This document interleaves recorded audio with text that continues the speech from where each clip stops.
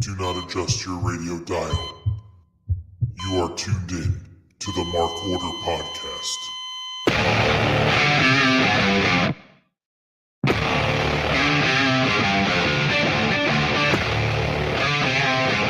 Join the Mark Order.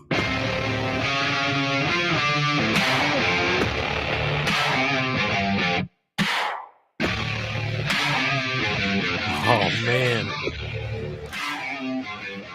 His nameplate says Shining Wizards Matt, but tonight he's really Margarita Matt. Mad Margarita Matt, the millionaire, is back on the Shining Wizards Network on the Mark Order Podcast, episode 49. 49. Fun fact, I've yet to have margarita. This will be my first sip. Oh my god. His first daddy soda. Delightful. Asian Joe is right. Anything happened tonight? Well, we'll talk about it. Yeah, will we? We're gonna. I can tell you one thing, though. Tell me! If you're here looking for Kate, you're shit out of luck. Sorry, folks. This is as good as it's gonna get. If you're a Kate simp, this is not the place for you to be tonight. You have the night off. Kate, unfortunately, is not here because she has an issue with her lip. She's unfortunately a little inflamed because she had some Botox injections, some fillers put into her lips, and she's still a little swollen up. So she can't really talk tonight. She will be back with us at some point, but it won't be tonight. Maybe she'll be in the chat, and then, you can argue in the chat. You could And apparently she's going what we call stupid big, where it's like 3 times the size they should be. Like Pamela Anderson's breasts in the 90s, but on her face. Wait, Kate's getting breasts on her face? Right up. She's going to look like one of those characters from Star Wars. Yes, she will. And then she's going to sound like Jar Jar Binks. Missy want to see a trios title? She Kate. She just joined. And listen, she's in the chat. We're not reading her goddamn chats. I just want to point out no. I was just going to point out she missed the first half of that. That's fine. I'm just saying that we're not going to read her chats all night. She can blah, blah, blah, blah, blah in the chat. If she wants to show off her big lip, she can come on here maybe next week, but her big lips will be back eventually. Kate, we hope you're feeling better. If you have some good points, we'll pull it up. But I swear to God, if you mention trios titles, we're booting you from this chat. Yes, Rob Humphrey. We're gonna have to mention them, I think. It says a margarita in a bottle that I'm drinking, sir. In my welcome to Syracuse cheap shot party koozie. If the drinks don't kill you, the Marines will. That's right. May I take a second? Go ahead. So I was not a part of the show post our trip to Atlantic City, and I had to work last week at some ungodly hour Thursday morning, so I couldn't stay up all night. So I just want to clear the air here, if I may. Well, okay, we'll allow it. It's been a few weeks. We know the real story because you tried to spin a false narrative on the Shining Wizards podcast Monday nights at 6:50 p.m. Because for some reason you have a thing against, top of the hour or bottom of the hour. No, that's neither here nor there. Okay, I'm just trying to plug you. Just to be fair, because I know some tales were spun. Some things were told that may not be true, and they may be true. I don't know. I was fairly intoxicated. But I double clutch. I'm sorry, his stuff is cutting out. Can't hear him. Oh no! Oh my goodness! Matt. Look, here's my hands. Here's my hands. It's not me. I was letting you tell your side of the story. I was just doing nonverbals, shaking my head. I say this. Onward with the show then. Oh. I will say this. How are you fellows doing? We spun an accurate narrative. We're doing good, Matt. Nice. We've missed you over the past 2 weeks. Just so you know, we did not get a chance to talk about the one chip challenge last week because we had a lot of other stuff to talk about. But we have a lot more to talk about tonight, and we will get to it. But I'm doing fine. How were your early morning work days? Because you had to get up at like 5 a.m., right? I don't know. So last week I tried to go. I'm a night owl. Like this is what, like when I finish the Shining Wizards podcast at like 9:45 on Monday nights, then I go make dinner, then I process the episode, then I watch TV till like 1:00 in the morning. It's pretty much the same thing I do every night. So it doesn't work for me. So Monday night I thought I was like primed up. I was good. I had a couple half and halves. I was feeling good. I was falling asleep in my chair downstairs. I said, all right, it's time for me to go to bed. If you wake up at like 5:00 in the morning to go to work and you like enjoy it, you're a fucking mutant. You are a mutant I don't understand it. It's dark outside. There's no one around. It's fucking creepy. I hate it. I hate getting up early. It's terrible. I will say this. Matt, you know, for a period of time, I had a very short stint as an intern with a radio show in the morning. And those nights that I was supposed to be interning the next morning, because I had to be there so early, I went to bed at 8:00. 8:00, like a child. Yeah. And I got up at like 4 so that I could get ready to go and be there, you know, for whatever time I needed to be there. It was awful. I agree. I agree 100%. I am not. So I'm a night person. I can't go to bed early. I was off Monday. I was doing a bunch of stuff. I just couldn't. I slept for like 2 hours.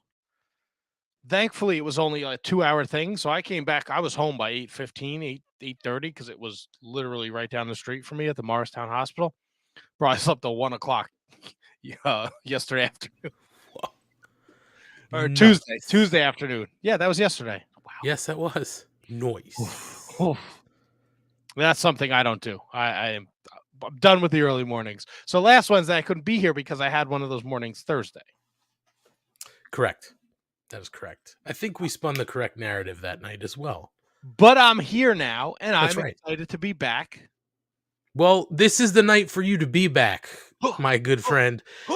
Before we move on, Ryan, how are you, sir? We didn't hear from you. I'm good. I will say, Matt, part of your problem is that you don't normally have to get up at 5:00. Right. So you're like, I mean, it sucks even when it's regular, but trying to do it on an irregular schedule, there's no way you're going to bed at an appropriate time. Your body just doesn't want to do it. But when I was in high school, I rode crew, and we'd have to be on the water as it was getting light. Ugh. I think back to that now and think, what the hell was wrong with me? Because getting up at 4 a.m, no one should do that. There's a reason. You're supposed to be asleep till much later. But I'm good otherwise, and I'm very excited to hear Matt's thoughts on what went down tonight. So I have does crew pull a lot of tail? Did you get a lot of poon high school with your crew, with your paddle? Your in roast theory, stick? I was actually in like good shape. I should have, but I'm still me, so no. Matt, I can tell you this. When Ryan was on the crew, he fucking stroked a lot. Like Jeff Jarrett power strokes. Just a lot of stroking going on over there. I have 2 things before we move on. Yes, and I would like to add one after you're done with your 2, sir. Okay. One from me. When I think Ryan's quote was, when I was in high school and I was on the crew, might be the whitest thing you're ever going to hear on this show. More than anything Kate has said about spending her birthday week getting massages and getting pumpkin spice lattes, anything like that. And that's not a bad thing, Ryan. I'm just saying. No, I just want to point out, if anyone was ever questioning how white I am, watch the YouTube video. You can pretty much see through me to the chair. So that's never really been up for debate. You are almost translucent, my friend. I can see your nervous system. Exactly.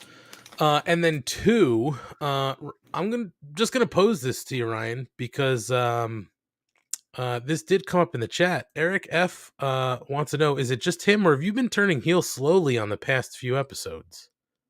No, I think I like things too much to be full heel, but when you have I so rarely have a chance. I don't have a soundboard like Matt. So Matt can shut me down with a soundboard. So rarely do I have a chance to return it to Matt. So anyway, I also need to respond to Eric F. Ryan's He going to got mute me me. good, Be you ready. son of a bitch. I did. I knew it. I had to get you. Eric F. I didn't get the schlong beard trim. I still have the full beard. We just shaped it up. I got cleaned up this weekend. Supposed to get cleaned up, and then I got COVID, so it didn't happen. So I got this weekend. Thanks for noticing, Bal. Matt, what did you want to add? Well, there's been a narrative on Uh-oh. this B show that I'm part of that started A on show. the A show, Mhm. the Shining Wizards on Monday nights, B show. about WWECW. And I'm gonna pull the curtain back a little bit here, since Ryan Schlong runs the Mark Order Twitter, and he loves to occasionally just throw the softball out there. In any kind of great conversation. Who would you like to see in this promotion? What's going on? He just casually, just for all his little followers, he'll just throw out a little WWECW shot. And then Eric F. and Mike Peterson and all your other little goblins, they come a run into the Wizards podcast. Oh, this WWECW legend. No, just know that Ryan Schlong put up that tag team behind him. No idea who 2/3 of those people were before the show went on the air. He's a fraudulent shit. Do you have video or audio proof of this? Oh, you son of a bitch. Drinking Matt, the Kool-Aid. Why would I bring it up? Schlong, you know exactly who's in your background. Can you tell us who's in your background? You got hold on, let me make it so everyone Yeah, can let see me it. Google it so I make No, sure. no, You he's got gonna Kelly feed him Kelly, some. Shannon Moore, and Jimmy Wang Yang. Didn't That's right. know he called her Tori Wilson before. No, that was me because I can't really see it. So I'm pull back the curtains, right? I only have one monitor, and I split screen my notes and the video, and the chat and the video share one screen. So my video is like this big. I can't really see Schlong. So I called her Tori. My apologies. They're all You're all blondes. frauds. You're all frauds. There's no video or audio proof, Matt. Sorry. Frauds. You're just fraudulent. you're shouting fake news. It is fake. I'm sorry, man. Not fake. You're fake. So we have to get to it. It's been 12 minutes. I don't know how we've done it, but we are delaying. We're burying the lead, folks. Major news for tonight. I'm back. Thank you. Thank you. That's Glad to right. be back. And Matt said he's now going to bow out. So Yes. nothing for him to discuss. The wife put a fire on. Had great news yesterday. Yeah. All the Marvel shows off of Netflix. Yep. And I'm watching them in order. But I was like, what am I going to do? And then they said Disney Plus March 16th. Yes. I told you. Yeah, that was great. Told you it It was also coming.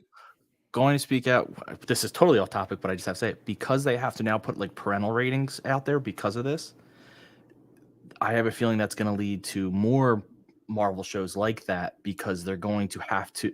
Why, if you're going to do it, make use of it. Right. Whereas they were hesitant before because they didn't have it. Right. And the wife was telling me like it was a no-brainer for them because people are just like signing up for Disney Plus to watch like The Mandalorian, and then they'll binge it and then they'll cancel the subscription. So they pay for like 1 month. There's nothing there that's keeping people there. So hopefully this starts to keep people over on that platform. Matt, Kyle K. Sparks wants some clarification. Chronological or release order? Chronological, Kyle K. Sparks. So you started with Captain America? Yes, Captain America, Agent Carter seasons 1 and 2. I got the whole list. The whole list is down. So I didn't mind Agent Carter. See, my only problem is it was one of the ABC properties and they kept things pretty PG. But you know, it was what it was. That's okay, but when you watch it in order, like everything, it makes sense. I like it. I'm a wrestling nerd, so like I like how like I watch Captain America and then it goes right into Agent Carter and everything kind of lines up. And then you watch like the first 10 episodes of Agents of S.H.I.E.L.D. and then it's like, you know, whatever Avengers movie is after that. And then the next episode of Agents of S.H.I.E.L.D. is directly after that. And it all lines up. It is enjoyable for the wrestling nerd in myself. I will point out this conversation is actually going to be relevant to what we're about to talk about because it is about streaming services, which I think is relevant to our next conversation. That's true. All right, let's get to it. We've Hit it, buried the baby. lead. So we obviously were promised a huge announcement tonight, and there were people who were saying it's a streaming announcement, it's a super show, it's whatever, a working agreement with, New Japan. Well, TK right out of the gate comes out and says, I bought Ring of Honor. Now we're going through, they have the whole press release. We'll read through it. We'll give our reactions and what it means. I'm interested by a couple things in this press release. But Matt, before we get to the press release, I mean, I will say you are the Mark Order Pod expert and super mark for Ring of Honor. I mean, I like Ring of Honor too, but I definitely don't go back as far as you. So this news for you, just on the surface, before we read the press release, what was the initial reaction from you? Well, I was driving home, so Kate texted me, "Are you watching live?" And I said, "No." What's the haps? And then she said, "Do you want me to spoil it?" And I said, "Go nuts." And just as I typed "go nuts," Anthony and Ryan in our group text both texted "holy shit" at the same time. And then Kate told me Tony Khan bought ROH, and I was like, "Fuck yeah, fuck yeah!" It's super exciting. They're set this super card of honor that they're setting up April 1st. Before this announcement was really starting to shape up. Gresham and Bandito, Briscoe's defending the tag titles. They announced yesterday Shane Strickland and Alex Zane. They announced Ninja Mac will be there. This only, fuck, man, it only like just bolsters Ring of Honor, like Ring of Honor / AEW or whatever it's going to be known as. Tony Khan's Ring of Honor will be at WrestleMania weekend. That's pretty fucking huge. Yeah, I mean, that listen, when Ring of Honor went away, we were at the finalist battle of all final battles to be battled.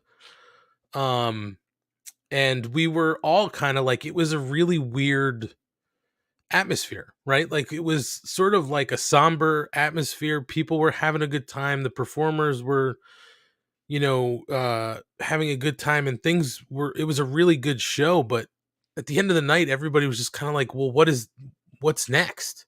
And so it was just a weird feeling to have the announcement that they were going to run a show WrestleMania weekend. Was like, okay, great. Like, this is great. But like, still, nobody knew what was going to happen because there was no news on what their backing was or if they had a TV deal, because there was so much out there about Sinclair.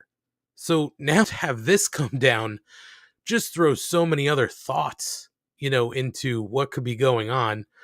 Schlong, I'd like to hear your initial reaction to the news that happened on, to the announcement on television as well. So I think Matt covered my initial reaction in the text Matt just sent, because that was literally was holy shit. I'm a positive person, so I can only view this in a positive light, where I think like we were all kind of worried about what was going to happen with ROH, even with coming back in their Super Card of Honor. Still some nerves of like, is that the death throes of the company?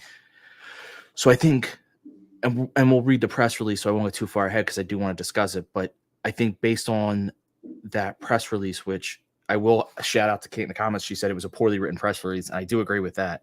But based on that, I do think ROH is going to continue in its fashion. So as someone who was just getting into ROH, having been to a couple shows, this is great news, because I think they put on a great product, and you need a company like them in existence because you need wrestlers to have a place to go, and it's fun to watch. So this is my holy shit was a very happy holy shit. Yeah, I mean, I audibly threw out in my living room a holy shit as well.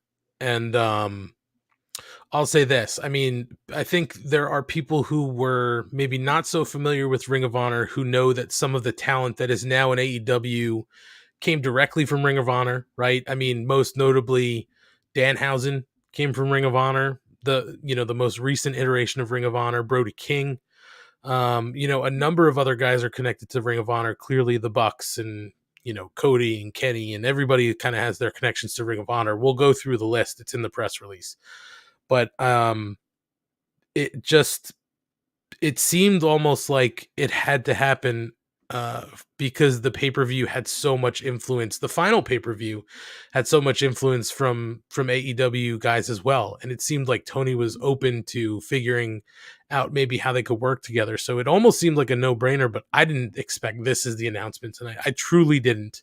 So this was a really pleasant surprise. So let's get to this press release. And right off the top, something interests me here. So it says Tony Khan announces agreement to acquire Ring of Honor video library, brand assets, intellectual property from independent professional wrestling's most prestigious promotion purchased, under new partnership with Tony Khan.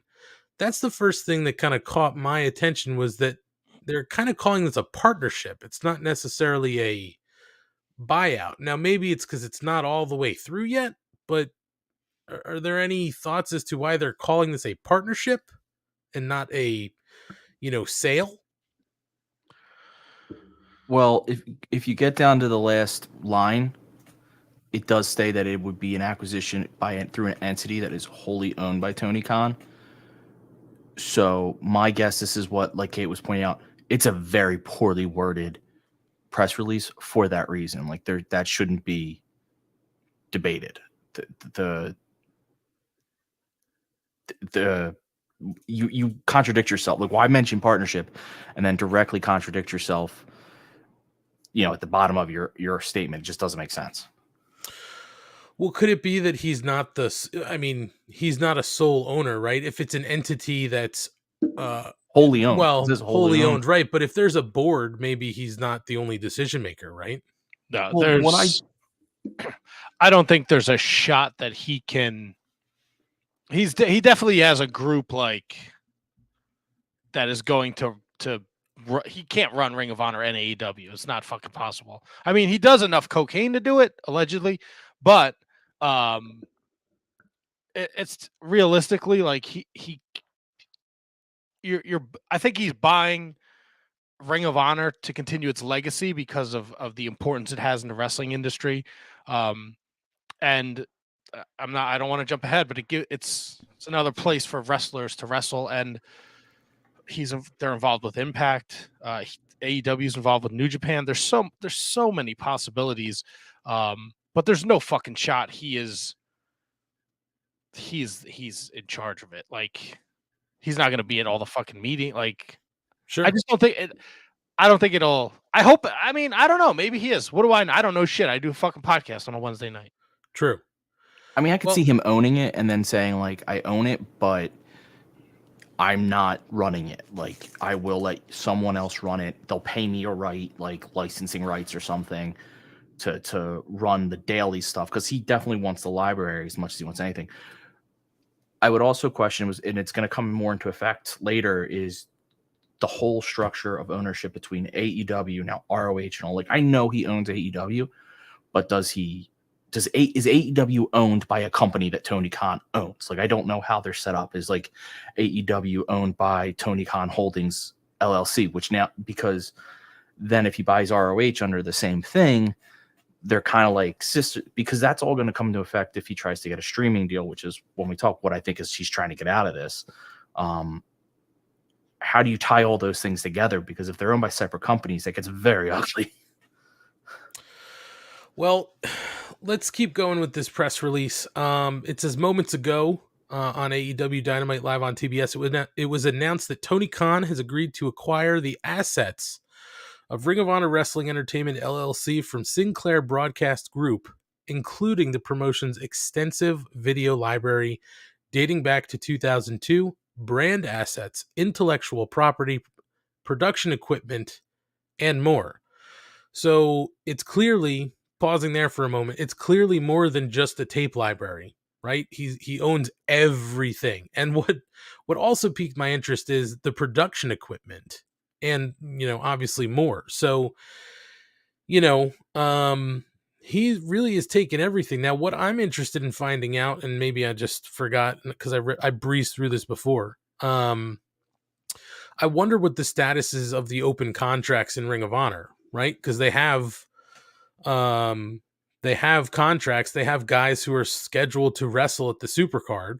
And when they ended Ring of Honor, there were guys who they still had under contract, right? Like Gresham was still under contract, and a number of other guys. So everyone who was under contract became a free agent yesterday.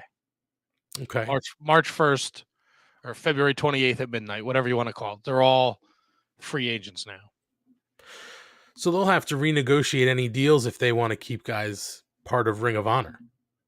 Or if the plan is for him to keep it the way Ring of Honor was built, where it was, he goes to these talents and he says, we have a show. This is the date of the show in February. Tapings are this. Just be available, and I'll pay you for showing up or whatever. Well,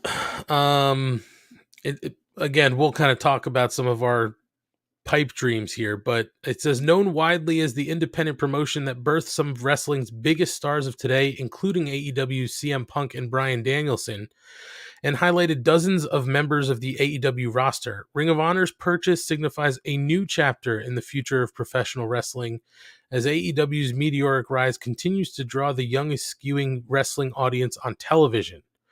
Ring of Honor's influence on modern professional wrestling is etched permanently in the history books, and this acquisition ensures that its legacy will be kept alive and treated with the utmost respect, said Tony Khan, CEO of AEW, Chief Football Strategy Officer of the Jacksonville Jaguars, I don't know what that is, and GM/Sporting Director of Fulham FC.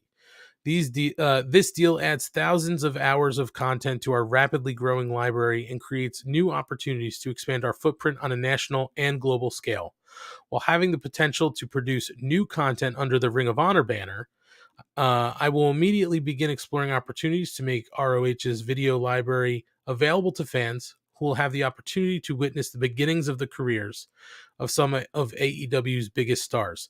So clearly, and I think this is something that we were all kind of talking about here, is, this acquisition of this library gives them enough content to get some sort of streamer going now. Right? I mean, they didn't have enough on their own, but now they've got 20 years plus worth of content. If you listen to our interview Monday night with Steve Mack, I feel bad for whoever has to go through that commentary. Some of it is downright awful and will not be like, there's shows on, I have the Honor Club. There's like a couple, like they'll have like a show up, but not all the matches are on there. And I'm going to guess because, it was fucking 2002. Like they said some pretty outlandish shit. So I don't know how they're going to get around that, but. Can you put up just a disclaimer? I mean, I heard the interview, but I don't know the commentary from like having actually heard it. How bad are we talking here? I mean, the one episode I watched when I did the Apron Bump podcast, there was like a 15-year-old girl in the crowd, and a wrestler was trying to like showboat in front of her, and one of the announcers was like, "That's a 15-year-old girl. What are you doing?" And then the other announcer was like, "I don't know. She's pretty cute." And I was like, "Ooh." I mean, well, listen. I mean, regardless of the commentary, right? You still have essentially 20 years of content to comb through, and that is in your library. Whether you're going to put it up immediately or not, you've still got way more content than you've got in the 2.5 years that you've been a company. And so it's content of all the top wrestlers in the wrestling industry. Right. Everyone in a lot of the Seth Rollins and Kevin Owens, right? They all came from Ring of Honor. I'm sure there's, and of course everyone knows the AEW connection, and there's Impact guys. It's huge. Kyle K. Sparks says Ring of Honor commentary really struggled until Prazak got there. Prazak Lenny Leonard pairing worked, but I'd argue it didn't get truly good until Ian Riccaboni arrived. Yeah, I'd say that's And then about Kate, right. Kate said Riccaboni overdubbing, please. I think that'd be awesome if they did Do you something think like that's that. what they should do? Yeah, I know they did that with Ian Riccaboni has a love for Ring of Honor. If you can get him and Caprice Coleman to fucking call old Ring of Honor shows, like, oh, that'd be fucking phenomenal. New Japan did that with Kevin Kelly to go back and watch a bunch of content that didn't have English commentary, and it's really good. You could almost release that as its own content as well, like the recording as a content. Like put that out somewhere. It's like watch this show and then re-record it, and then the recording goes up like part of it. There's some avenues there. Didn't Cole Cabana also do commentary for Ring of Honor for a while? I mean, so they could hypothetically, you could get Riccaboni and even Cole Cabana to do some commentary to kind of overdub some of those. I mean, if you're looking for people who have ties to that to continue to do it. Steve Corino did commentary for a while too. Kevin Kelly. Yeah, I mean, they've got a number of people. I'm sure that they could work that through that. But I mean, I think the bottom line here is that there's, way more content to make you appealing to a company to open up a streamer. And then I think my other question was, now, Matt, I didn't have what was it called? The Honor Club. Yeah. I don't know why I just based on it. They had their own platform, right? That you could kind of go back and watch stuff. So yes. Do you think there's a way? I mean, I would think that would be included in the purchase. Do you think they maybe revamp the Honor Club and rebrand it under AEW, and now you have kind of your own platform? And if you can't find a working relationship with somebody like HBO Max, I mean, it's absolutely I mean, WWE does it. The Progress and ICW and all those indie promotions are under the WWE banner and on the WWE network, so it's a no-brainer. You have 2 years worth of Dark Elevations and pay-per-views. Sure. Like, you could clearly build something. You could put all the Dynamites up there too and the Rampages if you want. But man, to have before CM Punk MJF, watch the CM Punk Raven dog collar match from Ring of Honor 2005. Right. Like, the possibility and I don't think I've truly had the opportunity to wrap my head around like, are we going to get a Ring of Honor? And I'm all over the fucking place, so I apologize, but are we going to see Ring of Honor action figures now through Jazzwares? I mean, it's going to depend, but I think that if he owns it, anything is possible, right? Is Ring of Honor going to be included in the video game? I mean, these are all great things to think about. Let's get through this press release. So we're almost through it. Just for those who aren't aware, it says more than 40 members of the AEW roster have appeared in Ring of Honor during their careers. The promotion launched the careers of numerous AEW superstars, including CM Punk, Bryan Danielson, Hangman Page, Dr. Britt Baker, and Adam Cole. Additional members of the AEW roster have made their mark in Ring of Honor, including the late Brody Lee, the Young Bucks, Kenny Omega, Red Dragon, Bobby Fish, and Kyle O'Reilly, Best Friends, Chuck Taylor, and Trent Beretta. Jay Lethal, Christopher Daniels, Matt Sydal, Mercedes Martinez, Serena Deeb, Frankie Kazarian, Scorpio Sky, Keith Lee, Eddie Kingston, Evil Uno, Stu Grayson, QT Marshall, Danhausen, Lance Archer, Griff Garrison, Thunder Rosa, Wheeler Yuta, Luchasaurus, Orange Cassidy, Ethan Page, Austin Gunn, Pac, Kip Sabian, John Moxley, John Silver, Alex Reynolds, Jerry Lynn, BJ Whitmer, and Sanjay Dutt. It's a lot of superstars, man. It's 20 years, man. I'm just looking over this list again. Did they mention Jungle Boy? Jungle Boy was never in Ring of Honor. I swore I saw him wrestle there once. No, maybe I'm not. Griff Garrison. Oh, maybe that's who I'm thinking of. Griff Garrison. Who the fuck is Griff Garrison? I don't know. It's the long flowing locks.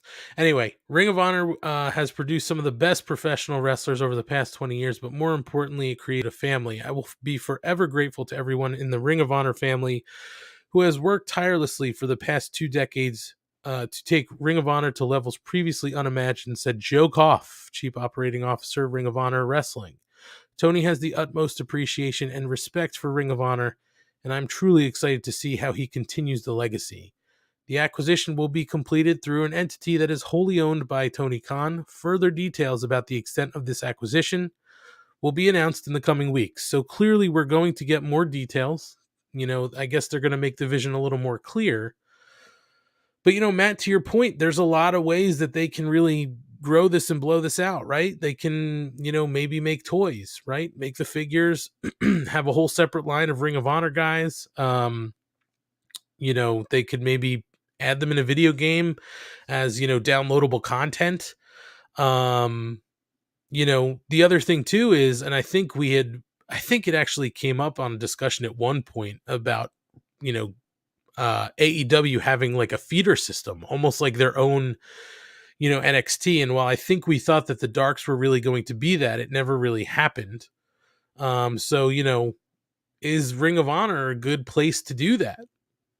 Could you have Ring of Honor be like a feeder system, have its own, have its own kind of roster of guys? We've been talking about it here, the kind of, massive roster that AEW has, and what are they going to do with some of this talent, and how are they going to kind of manage this? Maybe they take some of this talent and move it to Ring of Honor, guys who need more time in the ring or need some of the experience in front of a camera or something like that.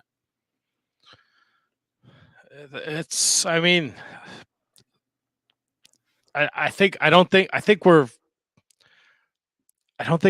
getting to see the full, like, there's so, again, I don't think, me personally, I've had time to process like what this means, because there's so many different possibilities.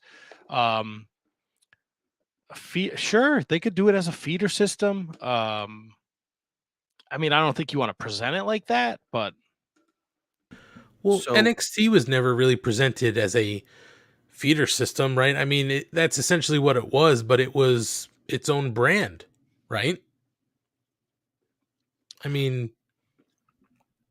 So real quick, just it applies to this conversation, which is why I'm butting in. So friend of the podcast, Cassidy Haynes, did put out on his site, bodyslam.net, that is some of the initial talk, is that's kind of what it would be somewhat designed to be. I don't think it'd be an official declaration. I don't think, like, kind of like what Ant's saying is it kind of would be, but it would still be its own brand. It's obviously not official that yet. Cass has a really good has a really good record of his stuff. He broke Daniel Bryan, so I trust anything he says. But that would seem natural to bring in. It doesn't have to just be feeder, and it doesn't have to just be guys on AEW that are not being used, but it can be some of them. So like you can take Wheeler Yuta's shown a lot, but maybe Wheeler Yuta could show up and have a series of matches in ROH against, there's a lot, Josh Woods, because he was actually just on Dark, but something like that, and they could have their series of matches there. It's using him, but he's not an ROH. Like, you can do a lot of transfer between guys, which would be really fun. Right. Like if you go, excuse me, I just threw up my mouth. Ooh. Look, here we go. Supercard of Honor happens. Gresham beats Bandito in the middle of the ring. He's standing there with the Ring of Honor World title. Who comes out and goes face to face with him? Daniel Garcia. Give me Daniel Garcia in Gresham's story in Ring of Honor. He's doing whatever in AEW, right? But wait. You'd go Daniel Garcia over Danielson first? Yes. Okay. I'm not it was like I don't think you go like, I don't think you can go like 1,000 miles an hour coming out of the chute, right? You got to make people want it. Tony kind of does, so. Look, he get, CM Punk and MJF took a while to get to the build to Page and Kenny Omega. He's not an idiot. He knows what he's doing. So part of the so Fightful Select has something out, and it's really relevant to this conversation. They don't know if the TV deal is still part of the acquisition. That's not been established. If streaming, if the TV streaming's part of it. Let's assume it's not for a second, just because Sinclair was kind of cutting them away anyhow. So it seems weird that they would keep them on TV. Do you think the play then is to try to get them on someone like HBO Max, who's been talked about because of the Warner connection, and let ROH's show be solely on something like HBO Max? Or should they go to the YouTube route where they'll definitely get more? It's free, but it's, for whatever reason, YouTube is seen as less prestigious than if you're like an HBO Max show. Well, I mean, I think it all depends on kind of the strategy, right? Like, I don't have a problem with them putting it on YouTube and giving it away for free, but listen, this was kind of one of my arguments for not understanding why they wanted to move NXT to television, right? I felt like NXT, when it was on the network, was sort of like a reason you needed to pay for the network. It was something that if you didn't pay for it, you didn't get it. And you had to pay for it to get it because you're missing out on all this good content and this extra show. So I think that if they wanted to do something like put it on HBO Max, let's say if they do work out a streamer with HBO Max, it's a carrot to dangle and say, listen, you've got to subscribe to see Ring of Honor's TV show. But, maybe it gets delayed or something by a couple weeks on YouTube. Like, I think there's different ways they go about doing it. I don't hate the idea of them offering it on a streamer for, a fee, right? To help drive some revenue, whether for themselves or partial, if they have a deal with HBO Max. But yeah, I mean, I think that's a possibility, right? I mean, listen, either way, if that deal doesn't include TV, I mean, they have this relationship with Warner. I mean, I don't think if Warner wanted wrestling content, they could give them more content. They have enough talent to be able to give Warner something to put on television. Even if Warner was looking for something and they said, we're going to put Dark on TV, right? Like on Saturday mornings, they could do that. They're filming it. They could do that. Maybe that's something that happens with Ring of Honor. Warner wants to do some sort of Saturday morning wrestling show. So put Ring of Honor on Saturday mornings, kind of like I think what they were doing with Sinclair in some markets, right? Wasn't it? I think I went to Vegas once and I happened to be in a restaurant and Ring of Honor was on the CW at like 11 in the morning. You could do the same thing. No, absolutely. Again, the possibilities are literally endless.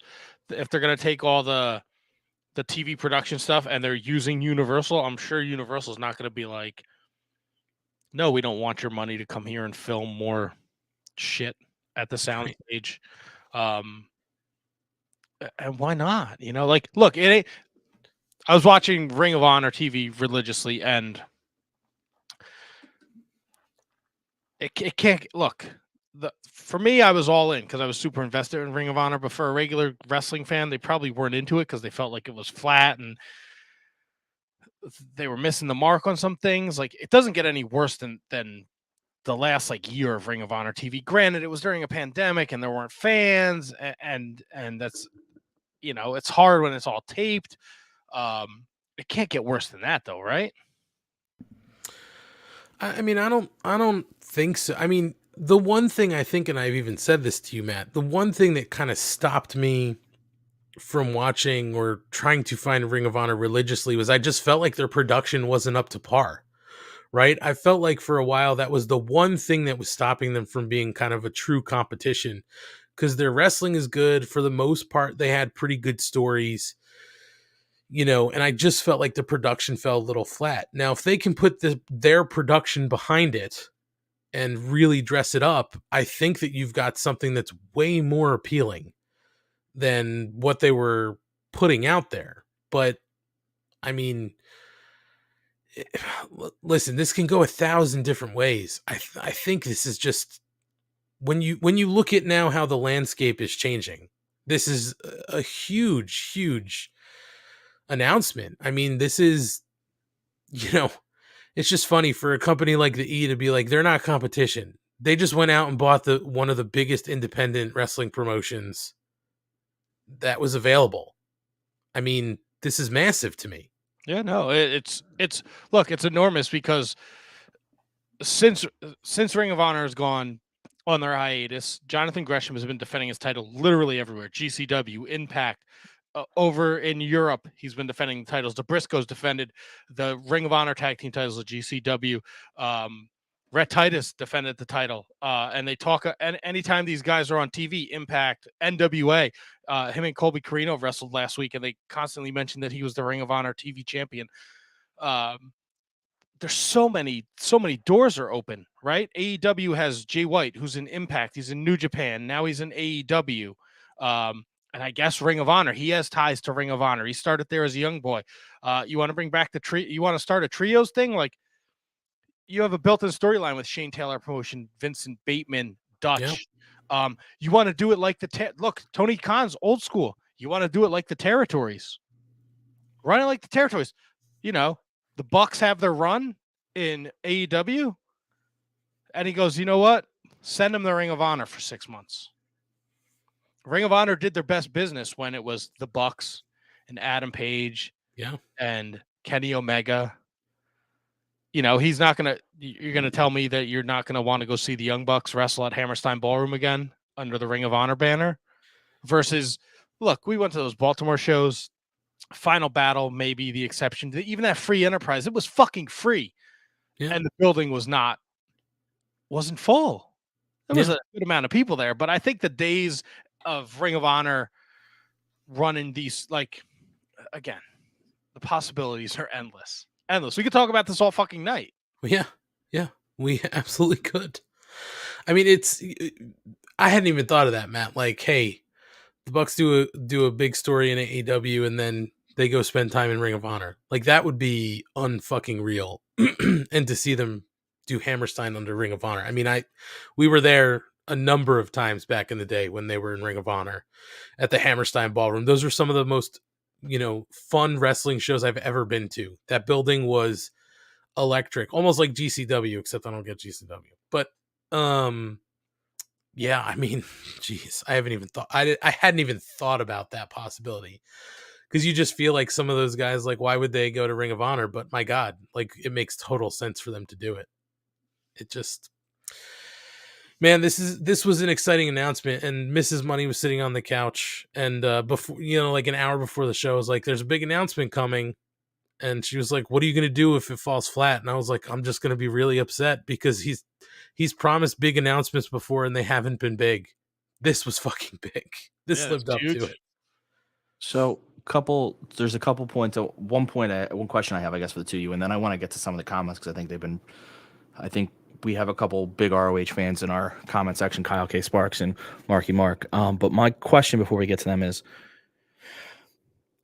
do we think, are we not even a question so much as we don't seem to be considering the implications financially for AEW? Now, I know he's got to go out and spend the rumored price is somewhere between 20 and 40 million for ROH, which just seems a lot to me. But I guess that tape library has a lot of value. But in terms of, he said, Tony Khan had been on an interview recently because of all the Cody stuff, and it said, like, he's got to stick to a budget until he gets that next TV contract, which is still true, but just as big of as a TV contract to streaming rights. Look at WWE, their Peacock deal has been insane. This could potentially change the financial situation for AEW again, because if they come in and get a huge streaming deal with say HBO, and it's ROH and AEW on there, you're talking once again where he's spending money as it is, but his budget even increases again because he's got now streaming money to play with. Well, I mean, listen, I saw some notes go by that figures came out finally from All Out, and it did like 200K buys in pay-per-view, which was 41% better than the previous record that they held, and that it generated more than 10 million in revenue for the company. I mean, one show, 10 mil. I mean, they do 4 pay-per-views a year. I mean, I think if you can book a streaming deal, if you can have revenue coming in like that for your big shows, right? And I think they're lining up, Revolution to be a pretty big show. We'll talk about Revolution later. You can have good buys for that. They're going to have good buys for Double or Nothing coming up after Revolution. I mean, everybody keeps talking about how can he keep spending this money. I agree with you, Ryan. Like, he's not going to sign some of these big contracts until the TV deal comes. Money came off the books with Cody, which also also in our little, text chat that we have going, I think it was Kate who said, like, now the news of Cody leaving truly blows my mind, and I couldn't agree more. Like, how could he not have had an idea that maybe this was coming? I don't know how this is going to change their money landscape. I mean, the library is the value here, right? I mean, the company is of value, but definitely not as much as that streaming platform. I think there were rumors floating around about the sale of Ring of Honor, a month or two ago, saying that they were trying to sell the company and the tape library, but as separate sales. And they were trying to get, like, if they were trying to get $1 million for the promotion, they were trying to get like 40 for the tape library, like something crazy like that. I mean, the money's in the content, and especially now that you're going to own content that the E can't own for their talent, right? And maybe arguably some of the better content that their talent, has produced for them on television. So, I mean, it's going to be interesting to see what's going to happen with money. I think they're going to get a good TV deal. From everything I've seen, Turner is pretty happy with what they've been putting on TV and the ratings they've been drawing. I think that for somebody like HBO Max, if there was the ability to come to an agreement on them streaming on HBO Max, I think it would definitely benefit both parties, and I think they'd make a good chunk of change off it. I don't know what's going to happen with the money, but I think it's going to work out for them. I don't think this was a dumb money move. This is a situation, I think, where if you have the opportunity to buy, you buy, and maybe you're in the red for a little while longer than you anticipated, but you will come out of it. And I think this would be one of those moves. I don't think this is a dumb money move at all. My question was more like, I think they were looking for streaming deal as it was, because streaming has been so profitable to so many people. And now you come with a hell of a lot more to offer in terms of a back catalog that diehards are going to, people who didn't buy HBO Max, who are diehard wrestling fans, will get HBO Max to have access to the ROH. Of course, it's like the people who didn't, the network went to Peacock and they had to sign up for Peacock. Yeah, if you like wrestling, you're gonna get it. And look, I saw Kyle posted this earlier about 20 minutes ago. Honor Club is a fucking pain in the balls to navigate. Pain in the balls. It's on par with fucking Peacock. So if they will adjust it and make it user friendly. I mean, it's a fucking no-brainer, man. It's a no-brainer. And the WWE keeps releasing all these guys, and these guys, like, you want to see where Claudio came from? This is where he came from. You want to know why Eddie Edwards is Team Ring of Honor and Impact? Like, what about a fucking AEW Ring of Honor Impact New Japan show at Madison Square Garden, or a fucking stadium at a stadium? Yeah, man, it's just crazy now. This move alone, I think I even texted in our group text, like, wait a minute, is that Impact partnership still going? And it's very much still going. Yeah. Like, what if they show up at Super Card of Honor, the Impact Ring of Honor guys? What if Cody is the first person to sign a Ring of Honor? It honestly wouldn't be shocking. I mean, he hasn't shown up at WWE yet, so like, and no one has said he signed, and that I think would leak. It wouldn't be the most shocking to be like, yeah, I left AEW, but in the back of the head was like, but I went here instead, and like, that wouldn't be the worst thing in the world, because they could use someone like Cody to help launch. He's a former Ring of Honor world champion. What's up, Ant? There were rumors that he left because he wanted more control over AEW. Do you think this now is a chip that they could say, listen, we can bring you back for the money you're looking for. You can essentially not control everything, but you can be the one who kind of produces Ring of Honor and kind of spearhead that for us. I mean, do you think that's an attractive offer? I think for him it would be, because he likes to book, he likes his people. I like the idea of Ring of Honor kind of trying to not compete with AEW, because they wouldn't book themselves to take money from AEW, but at least be a better product, because that means then AEW will try to book themselves to be better than Ring of Honor, and it'll just be better and better wrestling. It's kind of what I always annoy me about WWE, where they don't seem to try it. Like the two shows don't compete with each other truly. Like one doesn't try to upstage the other, and I'm like, that's really stupid. If you have two shows, try to upstage each other. But I think for him, absolutely would be like, sure, I'll come in and run Ring of Honor for you. I also just want to call out, Kate said my Nightmare Family shirt's going to explode in value. It is not a Nightmare Family shirt, Kate. It is a, Cody Bullet Club shirt. It is not Still going to explode Nightmare in value. Family. Listen, I love that goddamn thing. It's going to stay with me. And I'm going to, if it gets ripped, I'm going to turn to a back patch for something. Listen, it's going to stay with me. But I mean, either way, I agree with you, Ryan. Let's put it this way. I wouldn't worry about like Ring of Honor out booking AEW, right? I mean, because it's, it's his, right? Money's money. You don't care where it's coming from. And if you're going to compete with yourself, I think that's a good problem to have. And again, just the fact that they can pass the talent back and forth, if that's something they want to do, the sky's the limit.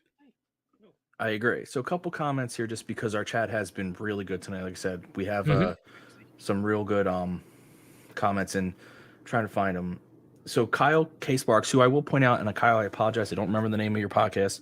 He has an ROH history podcast. He just started it for Body Slam, and Kyle's a big supporter of ours, so I want to kind of shout it out for him, because I did watch. It was, for someone like me, the only person. I need someone to give me my history, and Matt and the Wizards do a good job of it. Now I can add Kyle to that.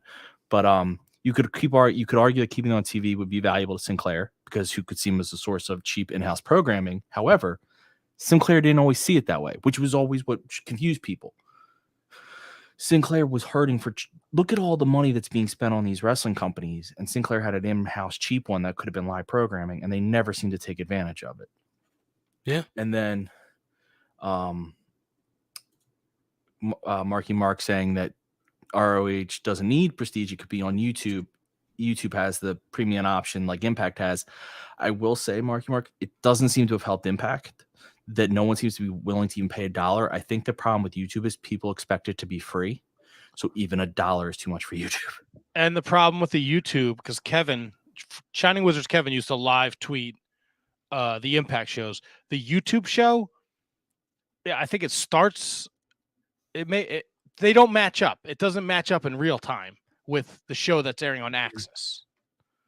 So like that's Kevin weird. Signed up, and then he was trying to live tweet, but like the shit he was tweeting about was stuff that either already happened 20 minutes ago. That's weird. You know? That's and, really and they weird. got rid of the cool Twitch thing they had, which was allowing people on Twitch. Oh yeah, maybe he was watching it on Twitch. I'm sorry. He was originally, and he would watch it on Twitch. But if you stream on Twitch, you were actually able to stream their stream and like comment over it, which seems like, oh, that's not good for them. But all your ads go to those people. So like it was good for them, even though you don't think so. It's viewers and stuff. You can sell that to advertisers if you're smart. And then the last comment that there's two, because one, Marky Mark saying there's absolutely nothing like an ROH show at Hammerstein. Never saw it, but you two seem to agree. Yep. And then ROH suffered dramatically due to the lack of fans and the hard taping schedule. Every company found a workaround to truly empty houses except ROH, which hit a very good in-ring product. I agree for this, because I tried to watch ROH regularly, and it was distracting as fuck how they set up their non-fan place. And why they didn't take an AEW thing and put like your wrestlers in the audience or something.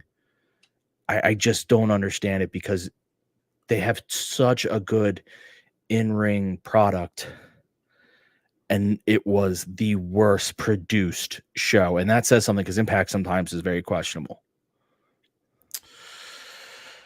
Yeah, I mean, I can't comment on the COVID era stuff because I really wasn't watching it. But hey, I mean, this is huge news. I can't wait to see some of the announcements that are coming.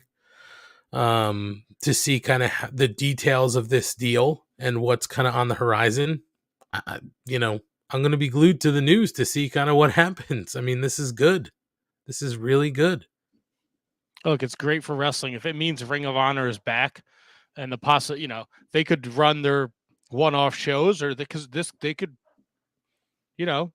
fucking AEW can run Wednesday, Friday night, and then they could run live shows on Saturdays. Yeah. And I think they have some scheduled taping dates, right? Like, aren't they taping in Philadelphia, Ring of Honor? I know Impact is. Oh, maybe it was Impact then. It's Impact. So let me ask you a question though. That was Amp brought it up, and you two are better than this at this. I mean, where would you tape if you're ROH? You obviously have the Orlando thing because AEW does Dark Day. They do a great job there in terms of look. Fans have kind of started to get poor there because I think they get kind of like what happened to Impact, just staying in a small place like that. It kind of gets worn down.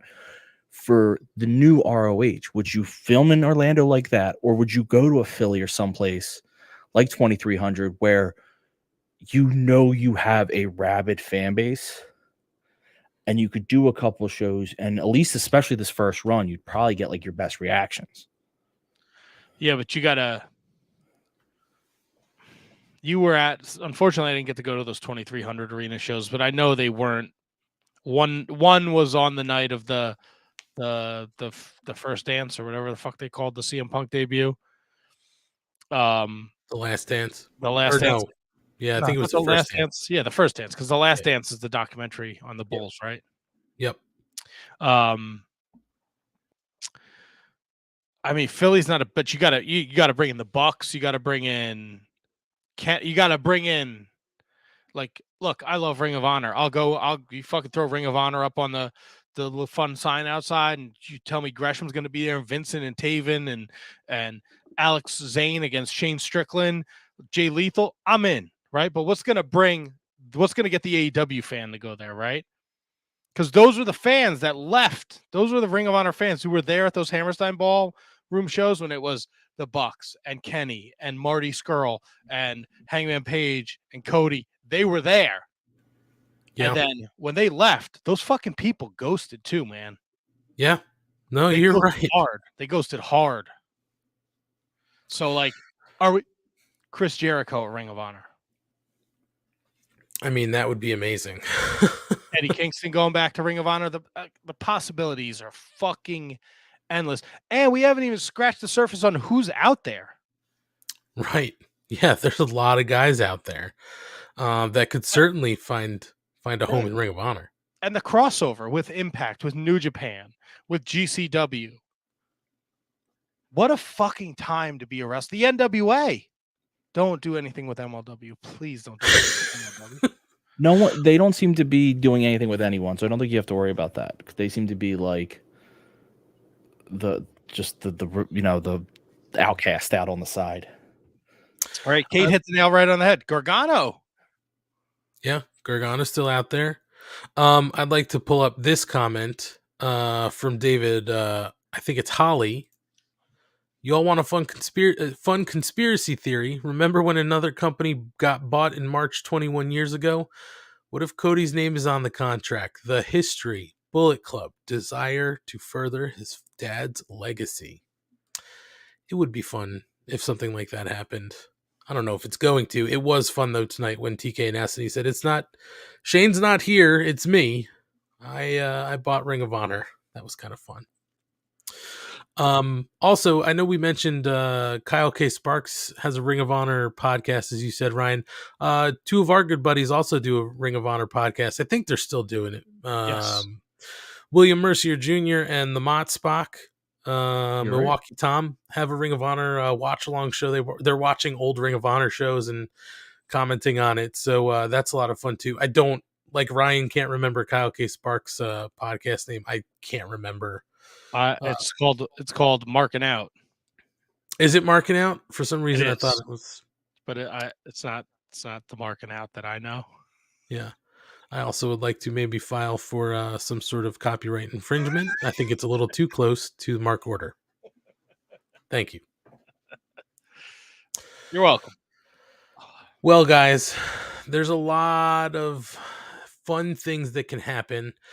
So clearly we didn't talk about Rampage from last week. I mean, the results are out there. We're going to kind of skip that.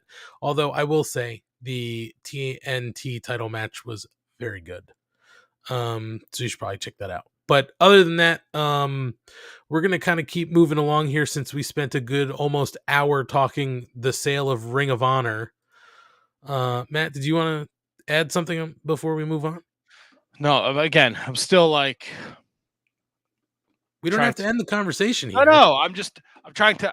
This is a lot to digest, man. And the possibilities are endless. And again, I know Tony Khan has it's like a true, like he grew up watching. I think this is it's going to be like territorial, like where you're going to see like, look, FTR ain't doing shit. They're going to go to Ring of Honor and they're going to feud with the Briscoes over there for 6 months. And then, whoever comes out on top is going to show back up in AEW, and then somebody else is going to go, it's just going to be, excuse me, a lot of moving pieces. And I think when the world starts to open up again, I think New Japan becomes like a serious, like, man, there's going to be.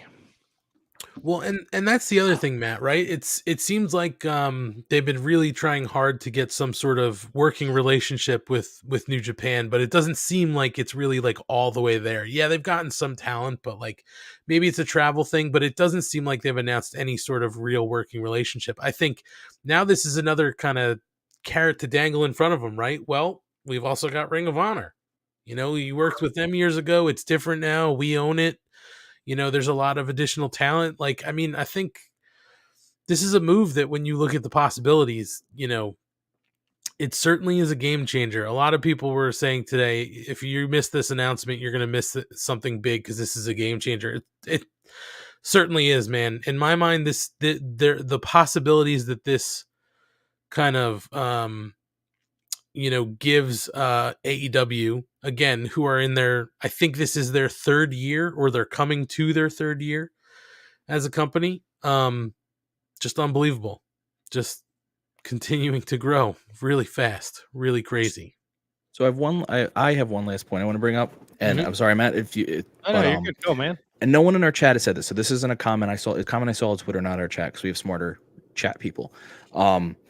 Which was people basically making the joke that ROH booked their own sale because they started, AEW and, AEW. My whole argument is ROH would never have been what AEW is, because it wasn't the quality of programming that's made AEW what it is. I mean, it's helped it, but it was financial investment of a billionaire that made AEW what it is.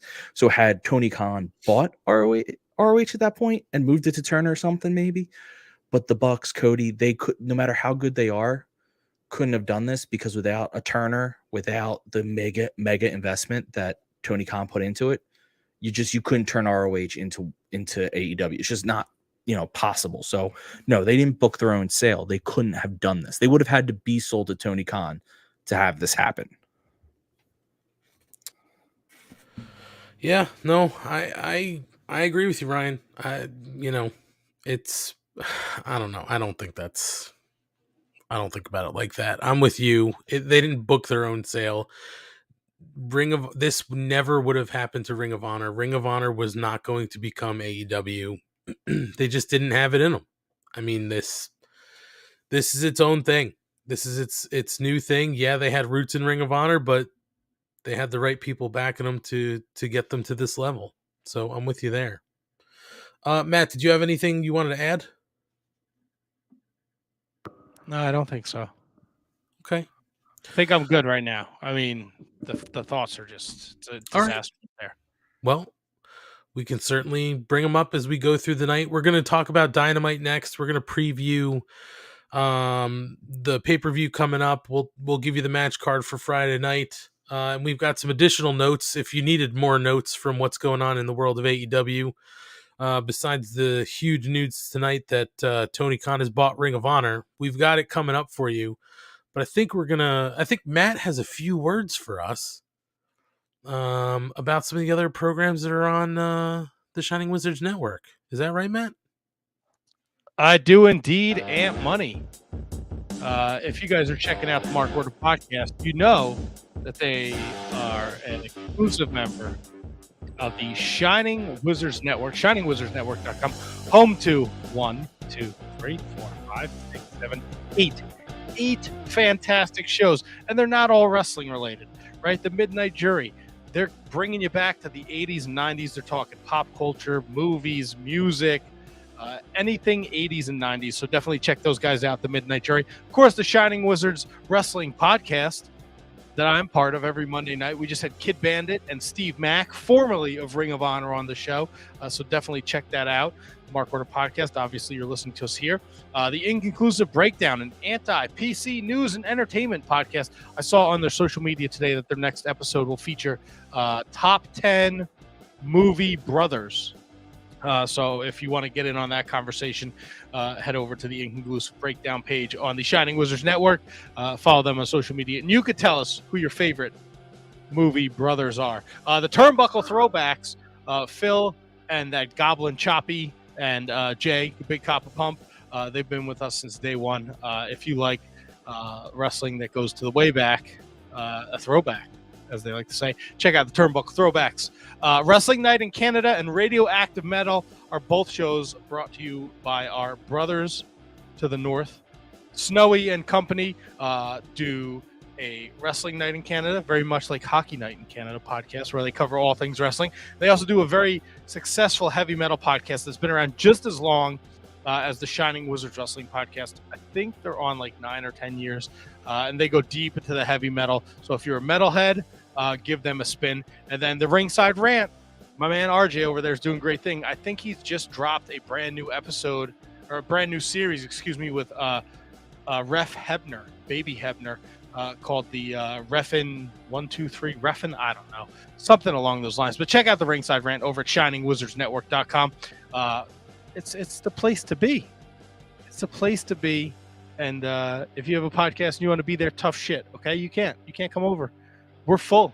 We got all the greatness under one roof. The Shining Wizards Network. Check it out. shiningwizardsnetwork.com. Can I go pee and get another drink now? Yeah, Matt, you can go Was ahead. that good? That was very good. It seems like the fans love love the live reads.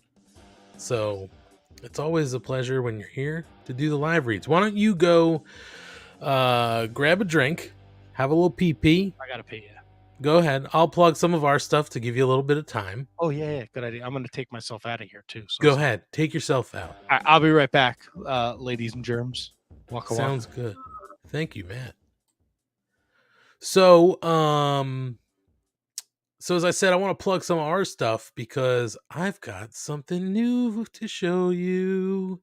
So guys, we say it every week. Ryan live tweets Dark and Dark Elevation at the Mark Order Podcast Twitter.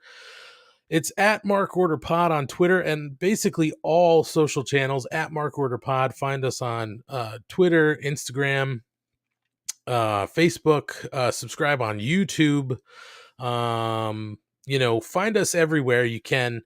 And if you go there now, we have our nifty little link trees up. So if you're connected to our Twitter, but you want to get to our Instagram, just click that link tree in our bio, and you can find us on all socials, and you can find all of our feeds on the podcast network, so you can subscribe to whichever one you'd like. But our link tree also has a request for our free stickers. We have our free Mark Order Podcast stickers right here. And folks, that's V1 because I've got here, Ryan, this is spanking new. This is fresh today. You ready? Here we go. Mark Order Podcast stickers V2, baby. V2. Fuck yes. These are fresh. You can see the gloss, the brand new gloss. Those are nice. I love the look. Round ones, the look, I've got a couple things that annoy me about this, but I think it looks pretty good. So if you'd like stickers, you can certainly reach out. Just like I said, go to our link tree in our social bios, and right at the top, there's a link for you to request your free stickers. All you got to do is give us your name, give us your address, and tell us what country you're in, so I don't mail it to the wrong country if you're in Canada or something like that. We'll send them anywhere in the world free of charge to you. You just tell me where to send them. I will take care of the postage. and all of that fun stuff. And, if you shoot me a request, maybe you'll get some of version 1, some of version 2. I don't know. We'll see what happens. But we appreciate everybody who has requested stickers from us already. If you want stickers, just go and hit us up in our link tree. We'll get them out as soon as possible. So Ryan, while Matt's gone, I do have some bad news this week. Uh-oh. What's the bad news? There are no rankings. Aw. I know. Oh. Asian Joe, by the way, I have to say this, Ryan. Asian Joe said V2, the sticker, would be a good shirt logo. Asian Joe, don't you worry about it, buddy. We're working on some things, and we will let everybody know when we have things worked out. But it's a possibility that t-shirts are coming. So stay tuned. We're getting everything worked out. And yeah, maybe we're testing out variations on these brand new stickers. Look how pretty it is, Ryan. I'm really happy with this. So And pretty. Also, I do want to show you side by side for scale. That's a large round sticker. Damn, that is a large. Yeah, that's why I sent the picture I sent before with the Coke can behind it. That was for scale, my friend. These aren't. Oh, I just thought that's how you were holding it up, to be quite honest. No, that was for scale, man. Those are big round stickers. Matt. Yes. V2, baby. Oh, I saw, and I no-sold you in the text today. So I know you did. You son of a because bitch. I like to be a pain in your ass. You no-selling son of a bitch. That's how I roll. They So, look Matt, great. You're an amazing human being. I do what I can. For being a friend. You're welcome. I don't know the next lines to the lyrics, or I would have given you them. Stinky asshole, and he's got those smelly balls. I know. Oh, smelly balls. So, Matt, I was telling Ryan that there's no rankings this week. So, unfortunately, we can't rap them, sing them, anything like that. So, we're going to keep moving on. Ryan's going to be right back. He had to go investigate something. All right. So, Matt, let's dig into Dynamite. So, we're going to kind of pass through the announcement because we already talked about it. But what was cool is that TK did start hyping up Revolution and said that when they started AEW 3 years ago, it was in the parking lot. 17 years before that, another company, Ring of Honor, started, and he's been a fan. So, he signed the contract, and because of that, he said that they were going back to the era of Honor Begins. And Christopher Daniels was there, and he and the other man that lost the main event that night were in AEW, and they were going to kick us off. So in a Ring of Honor throwback that Matt has thrown up here in the video chat, if you're watching along with us, what is that? The Era of Honor Begins DVD. It's the first show. The very first show. The match that they had were the American Dragon Bryan Danielson versus Christopher Daniels. And they did mention, Matt, I can't remember who the referee was for this first match, but they said he drew the same match that night in Ring of Honor. I think it was Paul Turner. Yes, and if they didn't mention it, it was a three-way with Low Key, who won the match. And I know they kind of touted that both of these men were unsuccessful in their first Ring of Honor match. Yeah, they did not mention Low Key, but they did mention that both men were unsuccessful. So pretty cool way to start out the night with this throwback Ring of Honor match. When we cut to the end here, and by the way, this was the first time we've seen Daniels in the ring for quite some time. He still has that bloody eye that has not healed up fully yet, but first time he's been back in the ring in quite some time. Bryan Danielson did win by referee stoppage with the triangle choke, but I think Christopher Daniels looked pretty good for not being in the AEW ring for quite some time. Matt, I should ask Matt, did you get to see any of this match, or were you still in transit? I was still in transit for this match. Okay, so I would say, Matt, as a Ring of Honor, historian, you should certainly check it out. It was a lot of fun.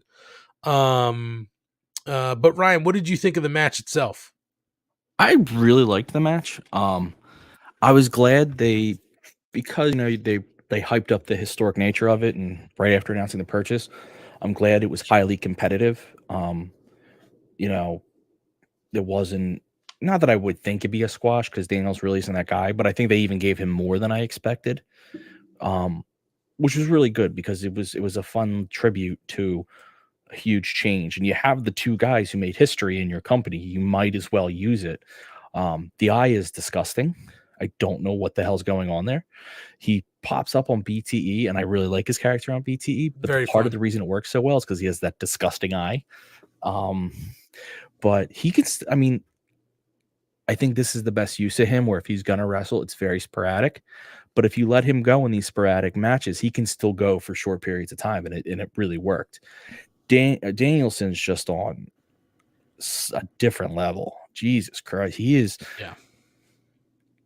He's right now the best in the world. To not stealing anyone's gimmick, just truly, I don't think there's anyone who is hitting on every level quite the way he is.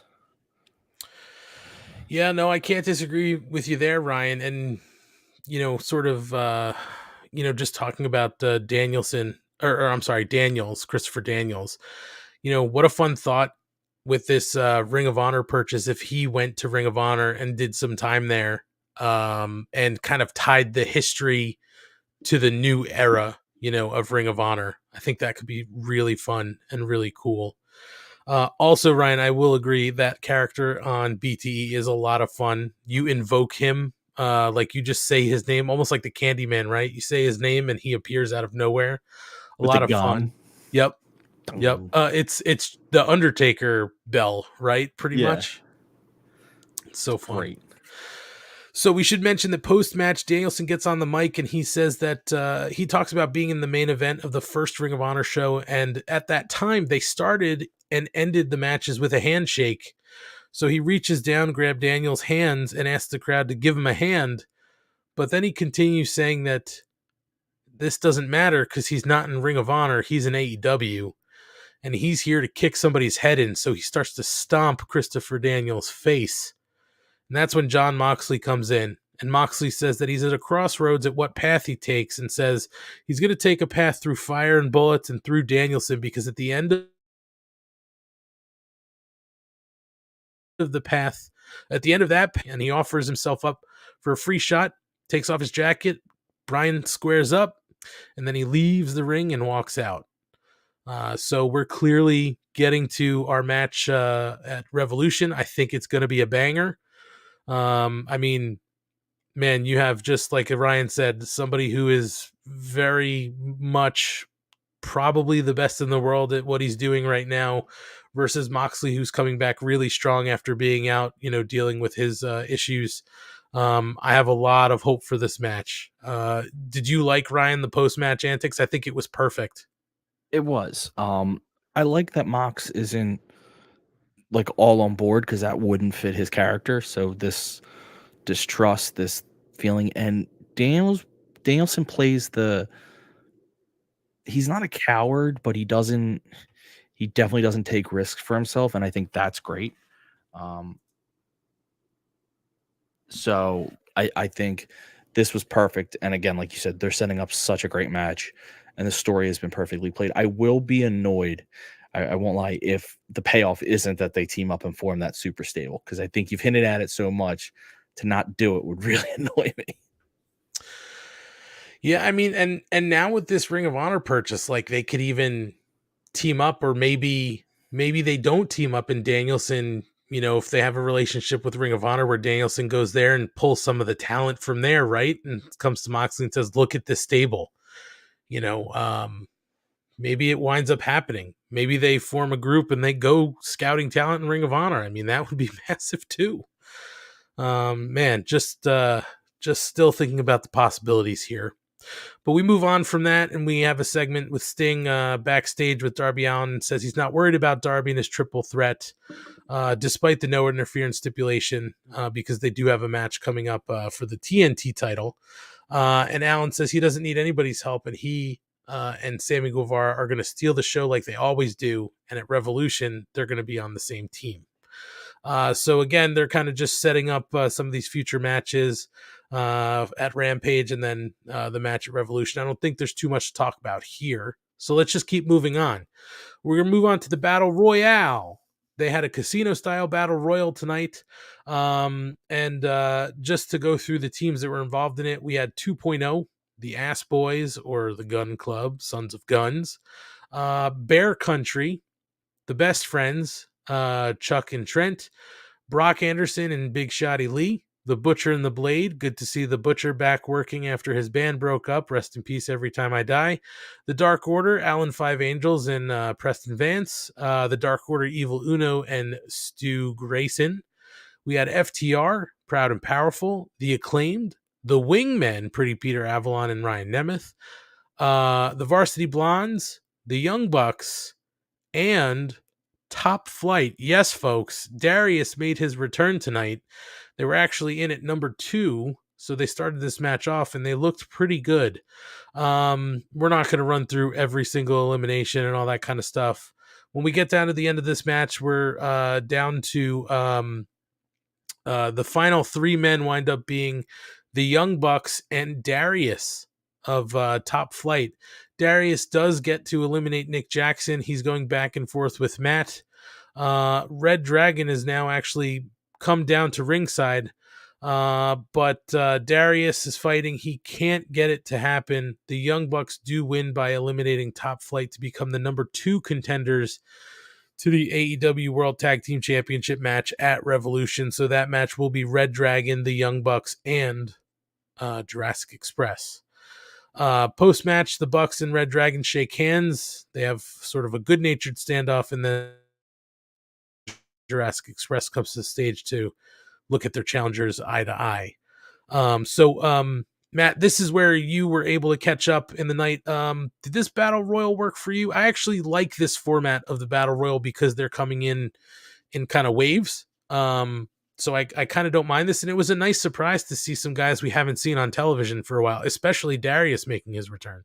Yeah, I think because of everything that's happened with, oh my God, why can't I think of his fucking name now? Dante Martin. Like they put him with Leo Rush, and Leo Rush retired, or he took his ball and went home, or whatever nonsensical bullshit is going on with him. It was great to see him back after, and they talked about it. He was gone for a year because of his injury. So that was great. Pretty Peter Avalon looks awesome with his haircut.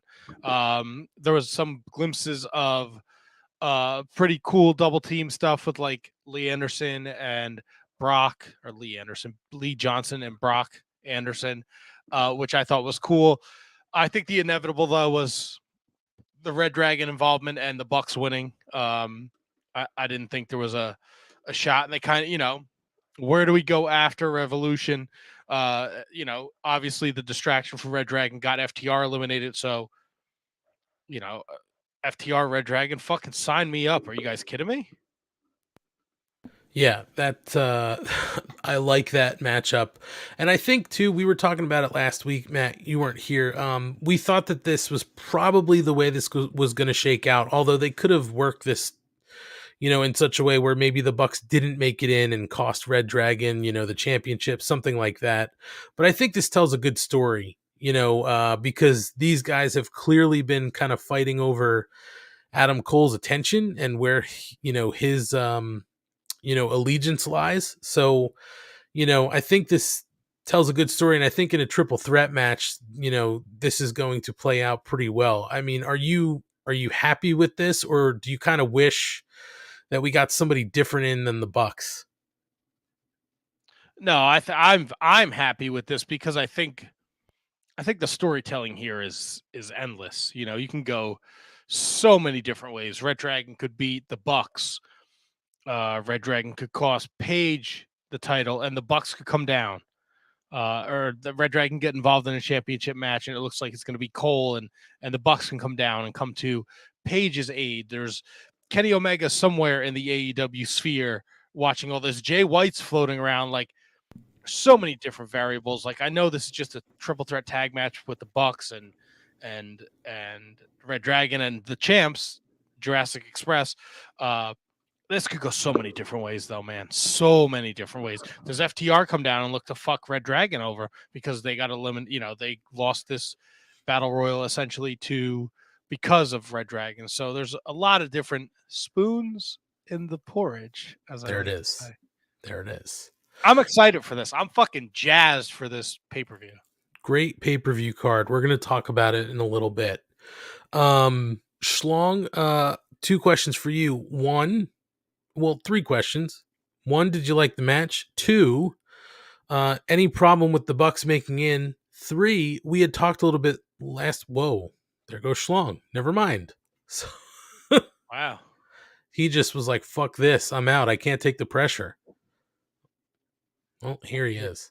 Sorry, Schlong. I didn't mean to annoy you with so many questions. I have literally no idea what happened. I'm sitting here, and all of a sudden my stream is closed. I didn't even touch anything. Well, I didn't boot you. That's for sure. So, what was 3? I heard 1 and 2. I missed 3. The third question is, we were talking a little bit about it last week.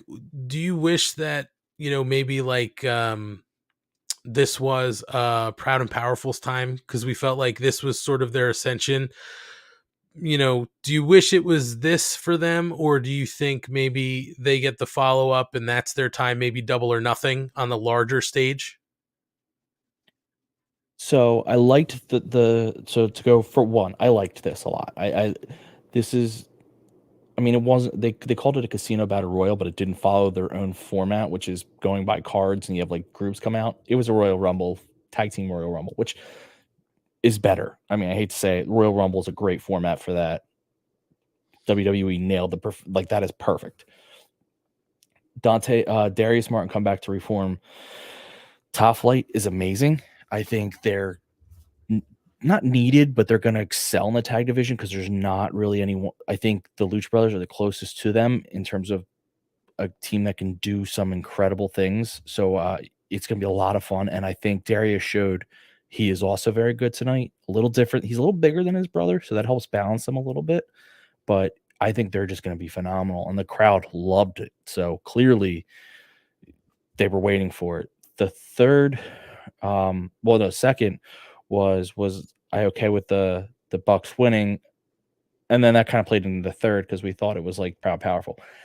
The story of the Bucks and Redragon, because I refuse to call him Red Dragon. There's not 2 Ds. The story of the Bucks and Redragon is there's 1 D, Matt. And Matt gave me a look. Am I wrong? No, but I'm sure that's not the only thing in wrestling that's not spelled properly. No, but I get to pick and choose what I make fun of. It's a good story. I mean, you can't argue that that's not one of the best stories going. I think it's a nice, probably the easiest way to maintain the Jurassic Express holding on to their titles, because those 2 teams will go to war with each other and Jurassic Express probably can sneak out a win, which then leads me into that's where I hope Proud and Powerful come in, is that the fallout of the Jurassic Express gets 1 good defense in after this, and then they lose Proud and Powerful. I find it funny is the people that eliminated Proud and Powerful, well, it was FTR, but really it was 2.0. And they only don't like Santana and Ortiz because of their feud with Jericho. And then so when I know we haven't gotten there, but I think I think this all plays in. I think there's a story that's going to work out very well for them. So I'm okay with it because I think I see the seeds of a good story there. And the Red Dragon and Buck story is incredible. Yes, Matt, comment? I don't understand why he has to say it so heelish. I see it too. Well, I see it too, people. Slowly. He's growing the heel facial hair. Soon I'll have a full heel beard. I've always had facial hair. No, you're going to go full heel beard in a couple weeks. Slowly. No, I have to shave it for work, so. We'll see. Yeah, I'm with you on that, Ant. We'll see. Moving on. Chris Jericho cuts a promo. This goes hand in hand with what Schlong was saying.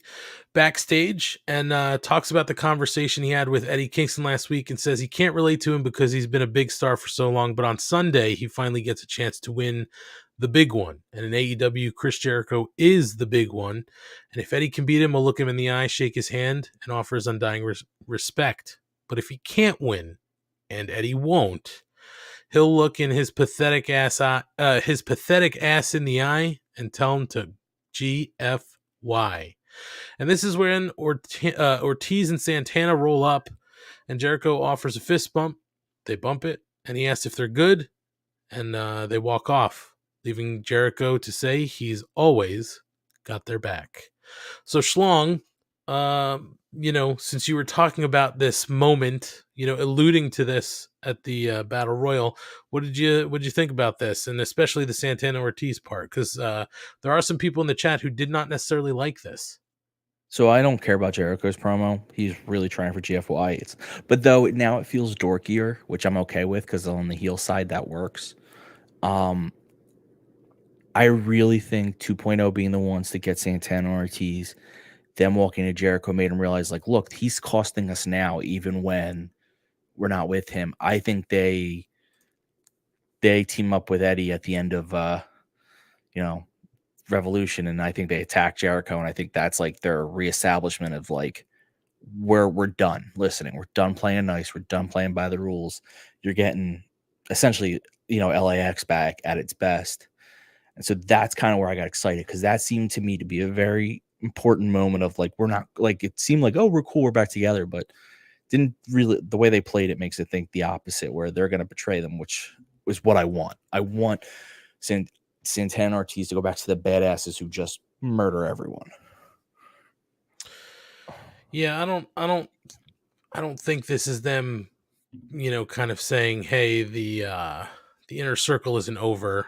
I just think it's just kind of moving past that moment, and perhaps, like you said, making a final kind of heel turn on him. Matt, anything you want to add to this? I did not hate this as much as a couple of the people in the chat did, because I think they're laying the groundwork for you to think that Santana and Ortiz are going to back Jericho.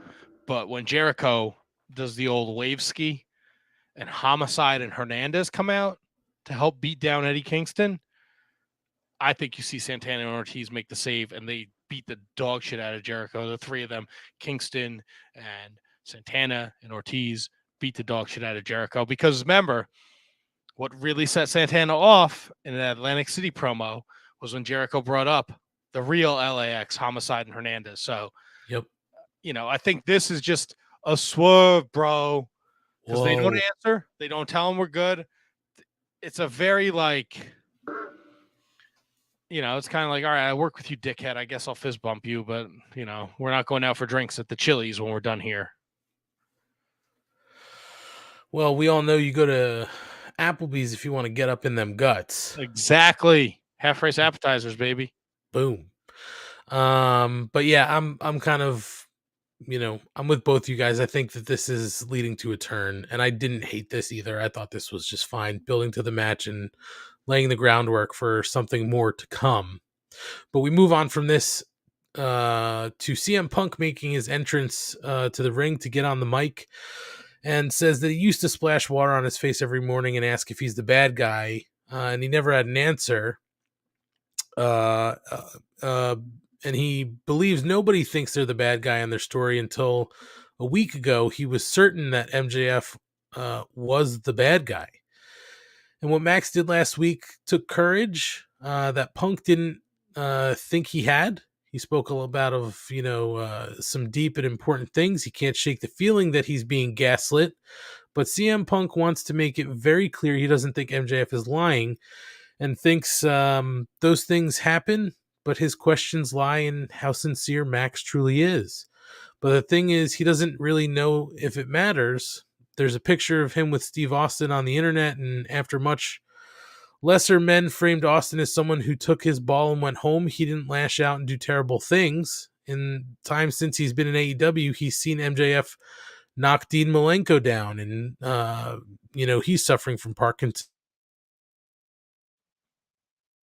He's seen him bury the late Brian Pillman in his very own town, and he's had to sit back and listen to Max say terrible things about Darby Allin's Uncle John, and his he really to blame for all those horrible things? He doesn't think so, but nothing he can say will have as much of an impact as something he can do, and he needs to do that to MJF's face and asks him to come to the ring to have a conversation in front of everybody. So MJF comes down, no music, gets in the ring, looking like fresh spray tanned, and his white suit almost straight out of Saturday Night Fever.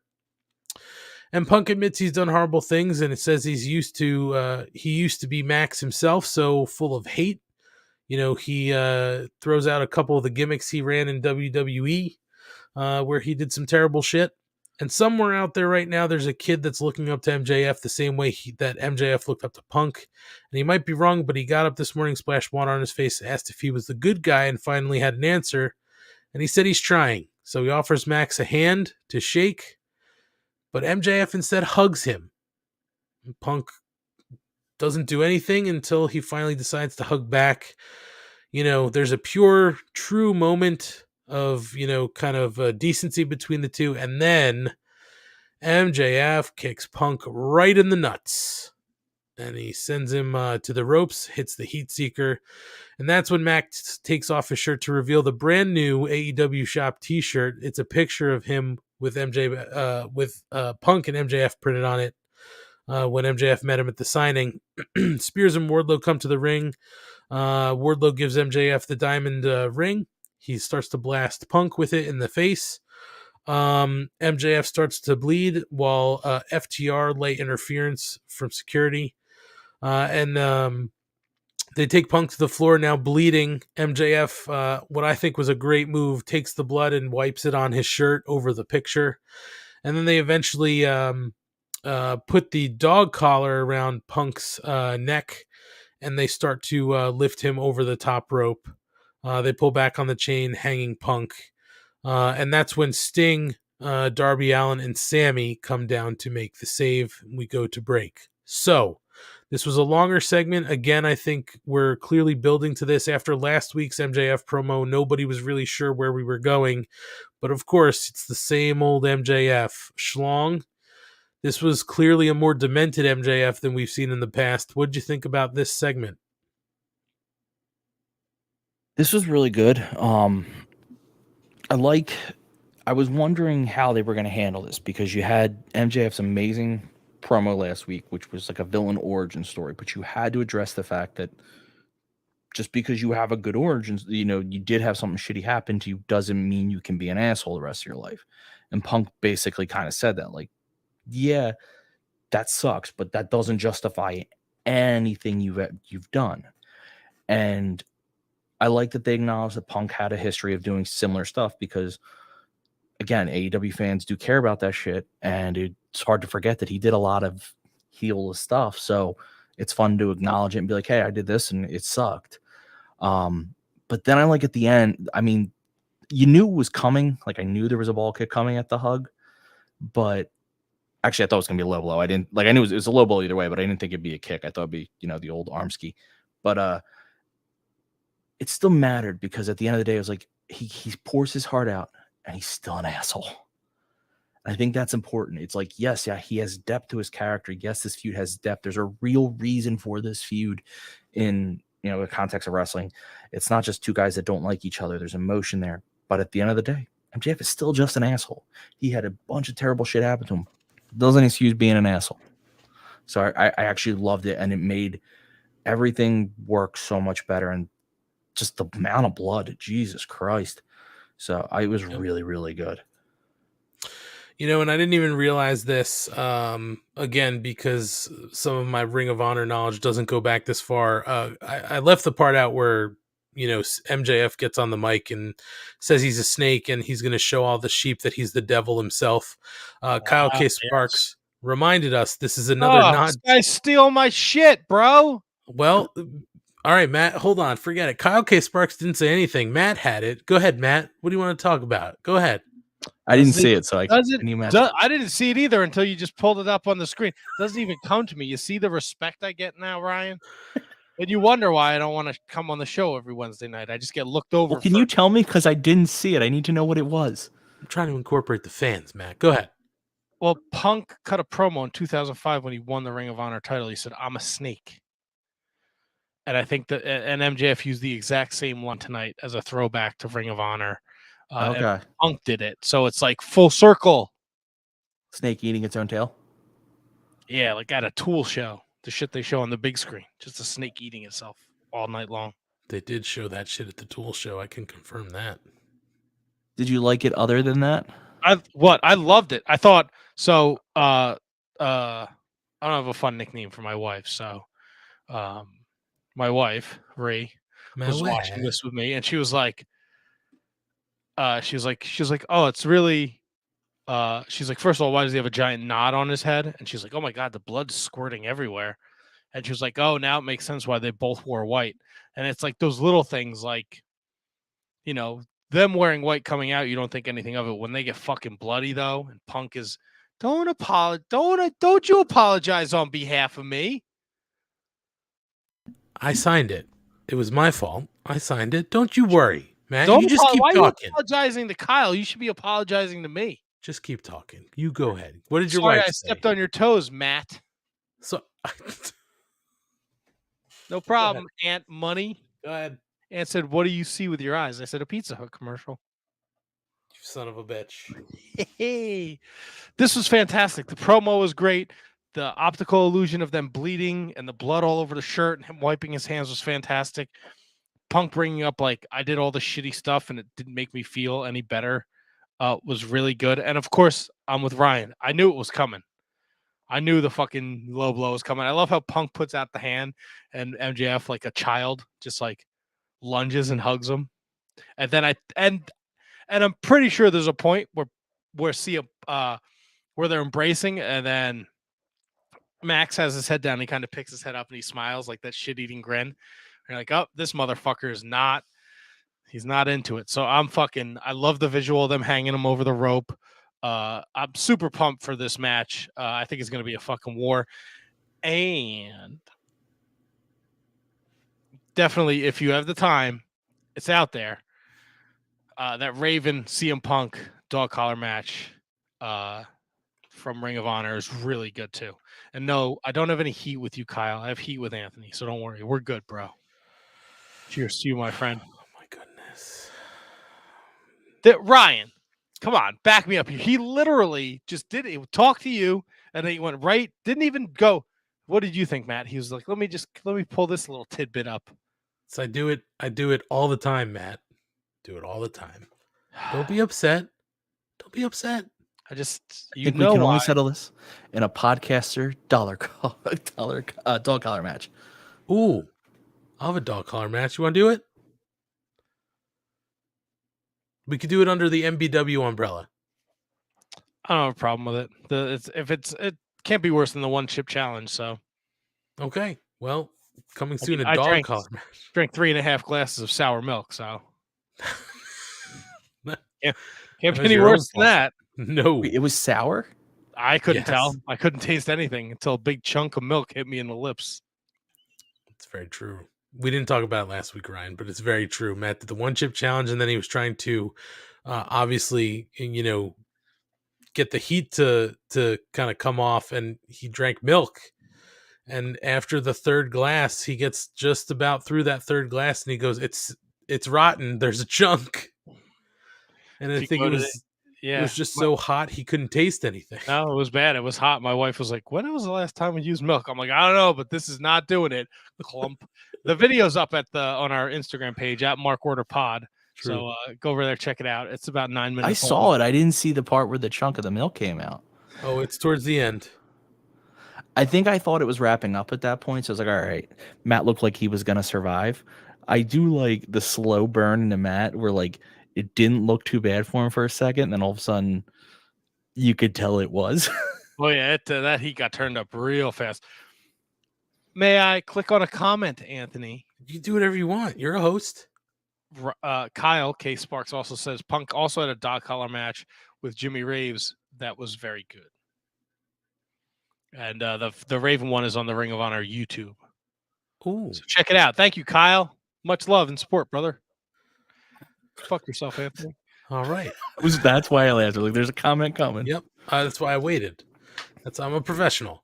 I'm taking that basketball jersey too. That's hanging behind You're you. not. It Oh, goes with my That's a shorts. nice jersey. It goes with my shorts and the jacket. I got the Goes with- whole thing. And Matt, if you think that I'm not planning on getting a pair of Air Force Ones that are pink and black with white, you are mistaken, my friend. It's going to be a complete look. I don't know. You're gonna look real funny without that jersey on, buddy. Just saying. Son of a bitch. Is that what we're putting on the line in the dog collar match? Hell yeah. Then I bow out. So I'm going to he be knew, like MJF. He knew. Yeah, he knew you'd lose to me.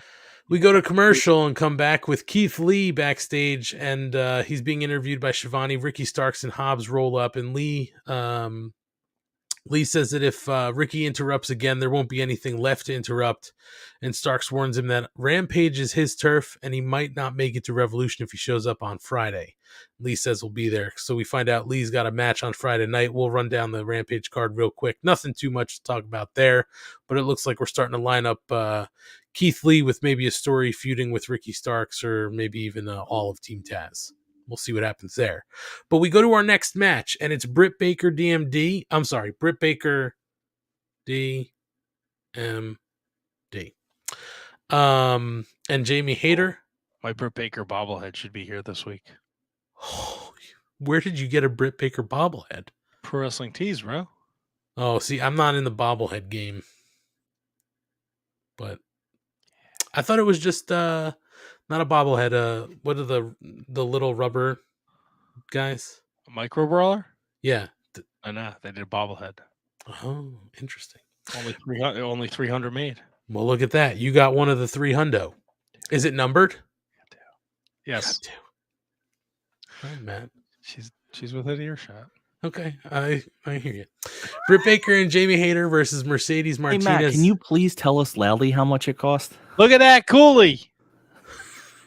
No, Ryan, it wasn't how much it cost. It was how many he ordered. Can you please tell us how many you ordered? 2. Can you loudly say, I ordered 2 Britt Baker bobbleheads that should be here next week? Tomorrow, hopefully. Anyway, Britt Baker and Jamie Hayter versus Mercedes Martinez and Thunder Rosa. Cutting to the end of this match, and this is kind of what I hated.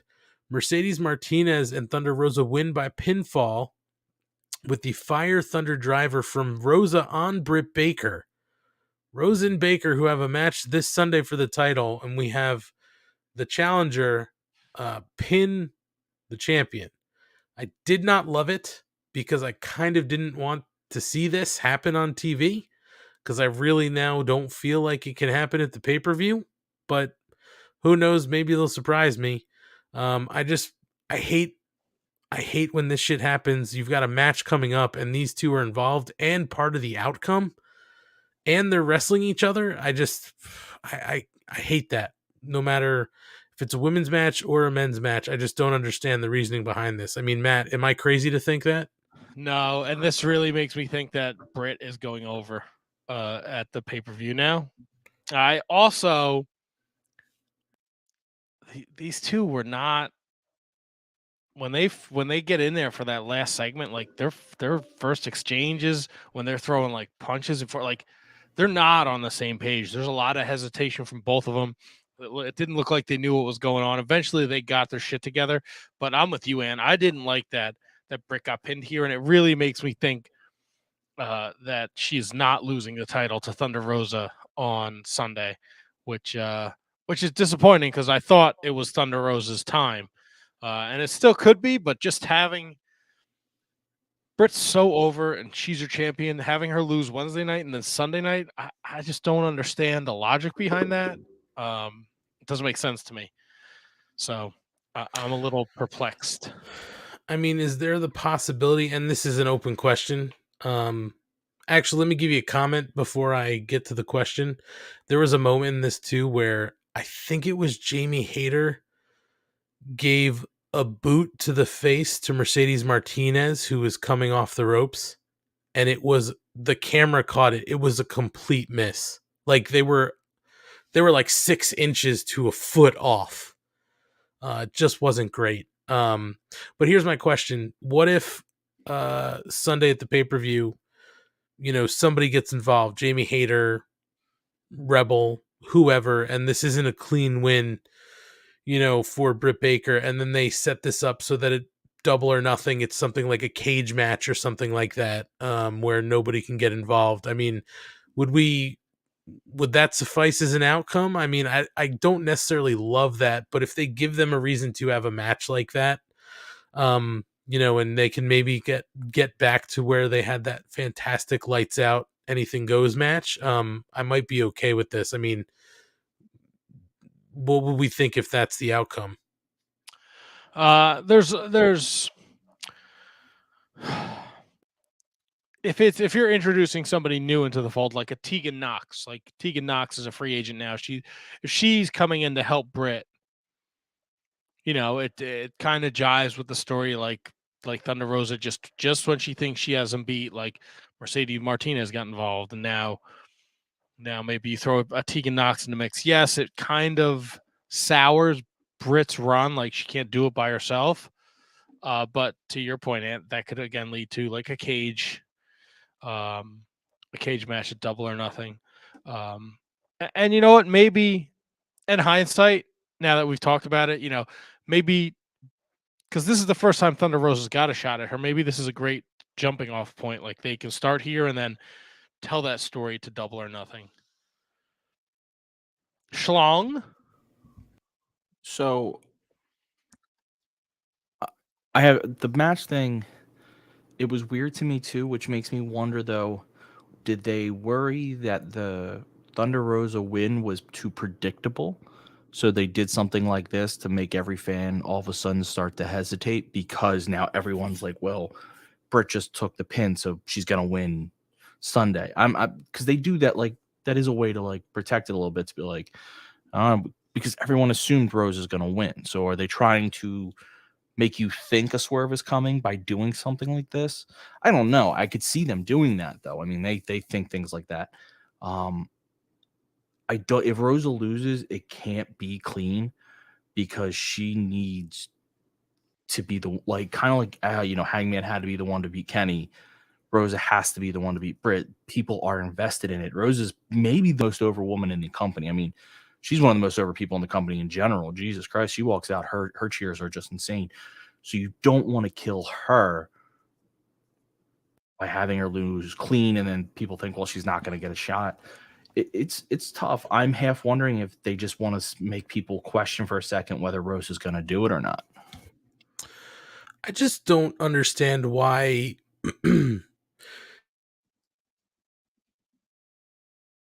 If they were going to have, let's say, Rose, like, why couldn't you have Mercedes pin Jamie Hayter? Because there's the story there too. Like, you know what I mean? The story's there, right? They turned on Mercedes, and Hayter was, I think, the one who really took it to Mercedes Martinez after she didn't do anything. So like that story was there. Like they could have kind of, had it end that way. I just don't understand the logic here. Even Asian Joe, kind of said, it's odd that they pinned the women's champ, but the main event, neither of the Adams were involved, or got pinned. It's just odd booking. I found it really weird. No, I agree, and I'm with you. I don't like that. Like, typically, I prefer they stay away from each other. The only thing I'll say is, in the men's main event, no one knows for sure who's going to win, because it could just as easily be Adam Cole. Like, I don't think people are 100% sure that this has to be Hangman's victory. I think people all the way assumed this had to be Rosa's to win, so maybe they're trying to throw some doubt. And the way you throw doubt isn't by having Britt win in a tag match. It's by having Rosa pin Britt, because now people go, well, they're not going to do that twice.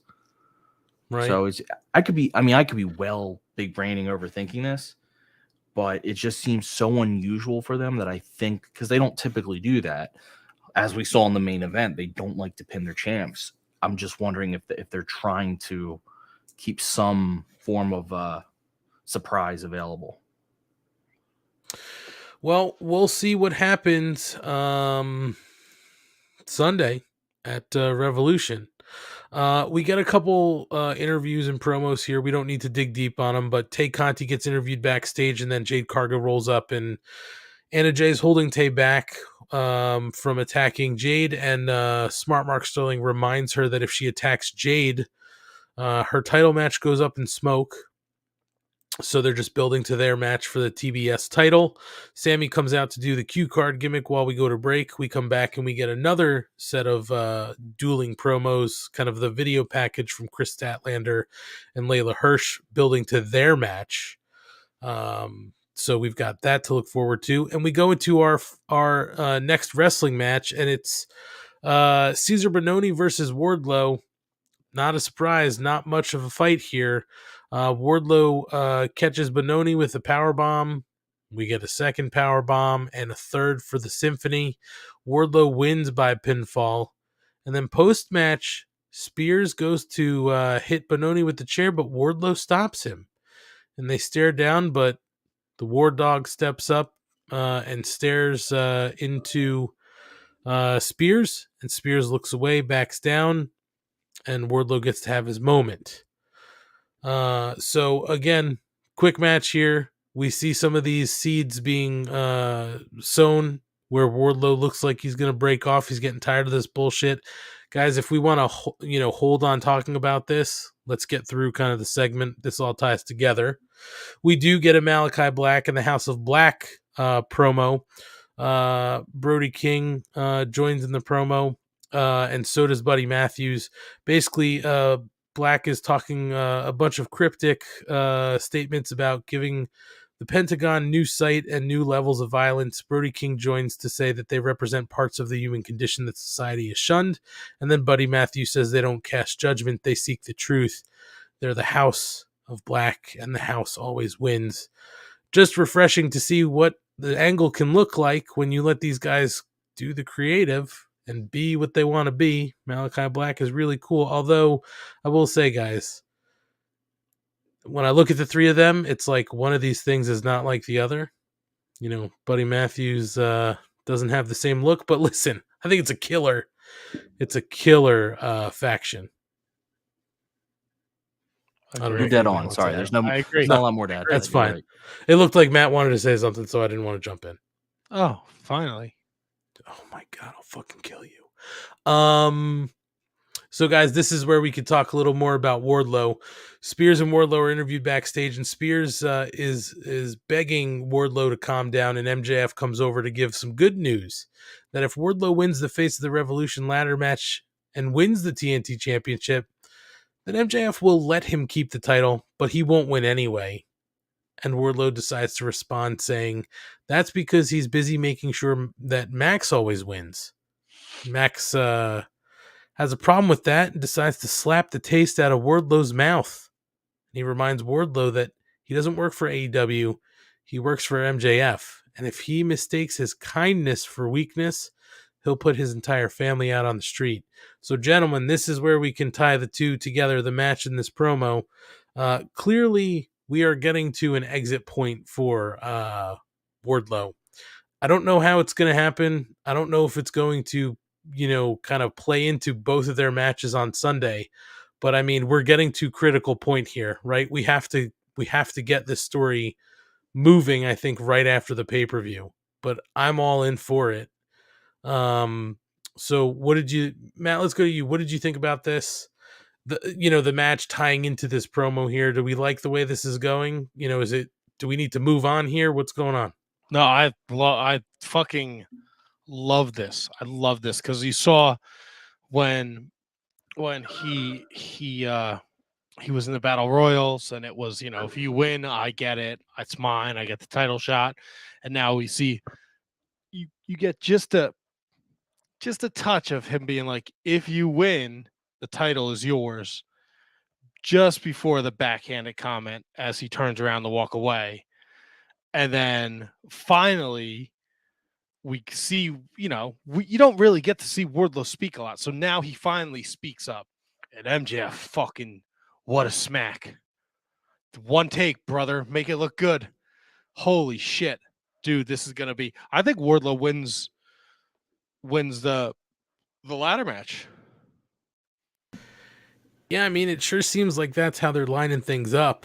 And then maybe MJF starts to, put the doubt in Wardlow's head that he can't win the big one. he can't win the title. Maybe even gets involved in that. But, I'd go the other way. Sure. With Wardlow winning it, and then MJF being like, I knew you could do it. I knew you could do it. I knew you could do it. Like real, like chicken shit, almost like the cartoon where it's like, the fucking, the little dog that's always yappy is always behind the fucking big, like, I love that because it's just such a heel chicken shit thing to do. And it'll get to a point where Wardlow's like, fuck off, bro.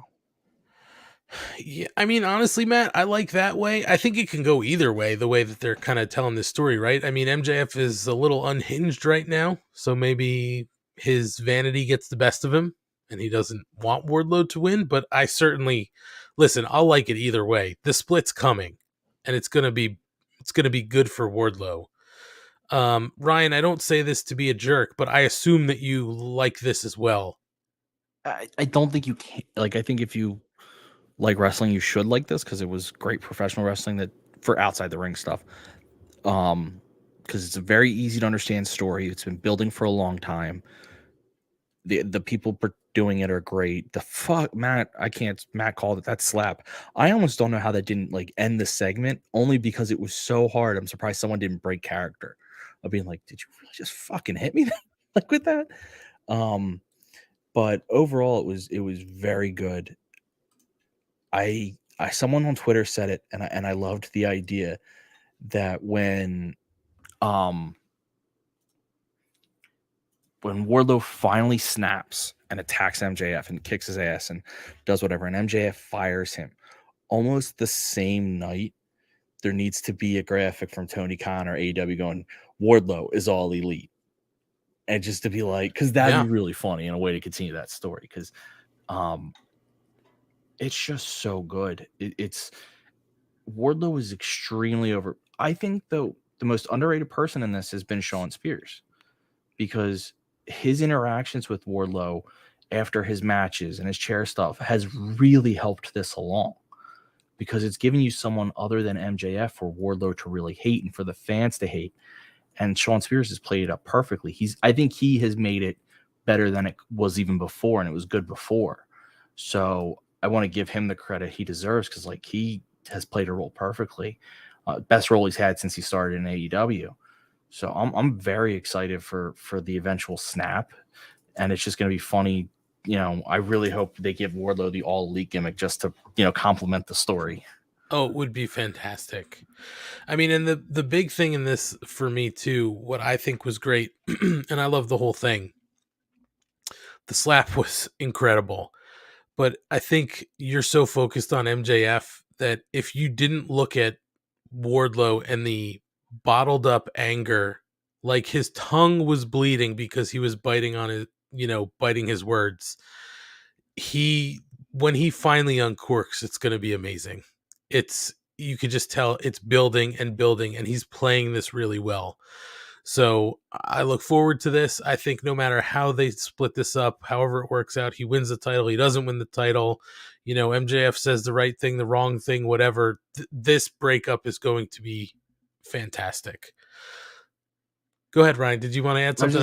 I don't think he should win the title. I think Shawn Spears should cost him, pretend he's going to help him, and then accidentally cost Spears. Wardlow can win the ladder match, just not win the title. Accidentally cost Wardlow, and then MJF berates Wardlow for not being able to win it, and that's when he snaps. Well, there are a lot of ways they can write this out. I like however we get to the end point will be fun, because this is going to be a great split. Guys, we get to the main event of the evening. It's Adam Cole and Red Dragon versus Hangman Adam Page and Reynolds and John Silver. So, cutting to the end of this match, we get Adam Cole and Red Dragon winning by pinfall. We get the boom from Adam Cole on Alex Reynolds. So Hangman doesn't factor into the final outcome of the match. Post-match, Cole begins to beat down Reynolds more. Page makes a save, but Red Dragon take the champion out. He fights back, and then Cole gets lined up for the buckshot, but Bobby Fish takes out Hangman Adam Page's leg on the apron, and that allows Cole to beat Hangman down, and Red Dragon duct tape him to the ropes. As Cole starts to jaw at him, Silver rolls back into the ring, but he really can't help, and Red Dragon hit the total elimination. The Panama Sunrise is delivered on Alex Reynolds, and Cole then kicks Page in the face and puts the title on his shoulder, telling him the belt belongs to him before posing for the crowd. Hangman slumping, essentially crucified on the ropes. And that is the go-home Dynamite to the pay-per-view. Ryan, what did you think of the main event? Did you like the tape gimmick at the end? I thought it worked. It worked. The only issue I have with that, and I did have a small issue, is that Silver and Reynolds are not the only members of the Dark Order. Why wouldn't the rest run out? I know they all had a match, so I guess you could say, but like none of them got hurt in that match. So you would think the other guys would run out. That was my only issue. Is like, I like the tape gimmick, but they should have done something to show why the rest, even if it was as stupid as like they locked them in their locker room or something. I hate that gimmick, but just some logic to be like, where the hell's the rest of the Dark Order? Valid point, Ryan. I actually didn't think of that. I guess I'm so focused on the main event kind of Sunday that I didn't even think of that logic, but it's a legitimate issue. Matt, what did you think of the main event and the post match? I love the main event. I thought they did a great job. I actually don't have a problem with it because we're trying to sell us a pay-per-view here, and you want to think that your champ he's in peril. He's down and out. Can Adam Cole defeat Adam Page? Can Adam Page overcome this atrocity, this 3-on-1? I didn't mind pause. You like that pause? Wow. I was like, is he going to say anything? Professional, baby. My internet was a little wonky too, so. It's all right. It's all right. I didn't want to jump in and cut you off, so I'm glad I didn't. The sense of drama you built. Finally, Jesus fucking Christ. Anyway, that was the show tonight. They lined up Rampage for Friday night. We're going to get Keith Lee in a tune-up match before the Revolution ladder match. Serena Deeb is going to do another 5-minute challenge. We're going to have another ladder match qualifier, Christian Cage versus Ethan Page. We're also going to Christian's first match in like months. Yeah, it definitely is. And then guys, correct me if I'm wrong. Are we getting a TBS and a TNT championship on Friday night, or is one of those taking place at the pay-per-view? It all ran together for me, so I couldn't keep track of it. I think you're only getting your TBS. Okay, so the TBS championship is Tay Conti versus Jade Cargill.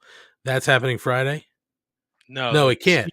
The TNT championship is Sammy against Darby against Andrade. Yes. And so then the TBS is Sunday. There you go. Sorry. When they did all the cards tonight, it like ran together and was super messy. So my apologies. But yes, the final match for Friday night will be the triple threat TNT championship. Matt said it. Sammy Guevara versus Darby Allin versus Andrade El Idolo. So Rampage looking like it's going to be a fun card leading into the pay-per-view. And Matt, I think you have the pay-per-view card. We can do some picks if you want to run through the card. I do. Sorry. My mustache is all wet from my water, so my apologies. Your mustache? Yeah, and I I like to put my face on the microphone when I'm bored. Very nice. Sorry, I didn't mean to be boring you. No, you're good. Uh-huh. Fuck you, fuck stick. Well, what do you want me to do when I'm listening? Just sit here like this? Yeah, pay attention, goddammit. I'm paying attention. Yeah, your voice just bores me. Anywho, not you, Ryan, just Anthony. I know, just I'm like the war that's forming. Ryan, voice equal to Tai Chi singing. Just know that. Voice of an angel. Thank you. I appreciate that. You're welcome. So we got 2 buy-in matches announced. We got legit Layla Hirsch taking on the alien Chris Statlander. Are we doing legit picks? Oh, I don't know. Do we keep track of the last ones? I don't know. We could just, I don't know. I Kate's don't not think we have to here. keep track. Yeah, we don't have We to keep get track. Kate's picks, and I don't want to get Kate's picks. No, We'll just give our picks, but not track our picks. Yeah. I'm If good any with of that. you wonderful people want to keep track of our picks, we'll send you some free stickers. That we would have sent anyway. Shh, they don't know that. So Layla and Chris Statlander. Yeah, legit Layla's pissed. How dare you talk about her parents like that? I think Layla wins this one. I don't know. The alien said we're going to see a new side of her in her little promo tonight. So are you going the alien, Matt? I like the alien. Oh, jeez. I honestly think we got to go alien too. I know they're kind of building this character change in Layla, but I think Chris Statlander has to come out on top. Excellent. Our next buy-in match, QT Marshall is taking on Hook, brother. It is. What a disservice, the buy-in match. I mean, you put the money on the card. I guess, well, I guess you have the money in the buy-in, right? Like, this is what's going to hook people to buy the pay-per-view. Oh, God. You're not the person with the stupid puns on the show. I didn't necessarily mean to do it, but as it was coming out of my mouth, I liked it. What she said. There you go. I'm obviously going with Hook. He does not lose to QT Marshall. I will Do you want me to say the same thing? Because I will. say it. Certainly could. I also think Hook wins. Hook's not losing to fucking QT Marshall. Especially when you give him his own fucking Rampage promo. Yeah, Hook is winning. By the way, just Kate. Oh, wrong one. We'll send Hook, but Kate thinks Stat's winning, and she thinks Hook is who winning. cares? Let her talk in the chat. She ain't here. I'm being respect. She's No. she's watching us. Listen, she chose to get lip injections, not me. It's got a point. Let's see. Where do we go from here? Tornado Trios match. Matt Hardy, Andrade El Idolo, and Isaiah Cassidy take on Sting, Avant-Garde, and Sammy Guevara.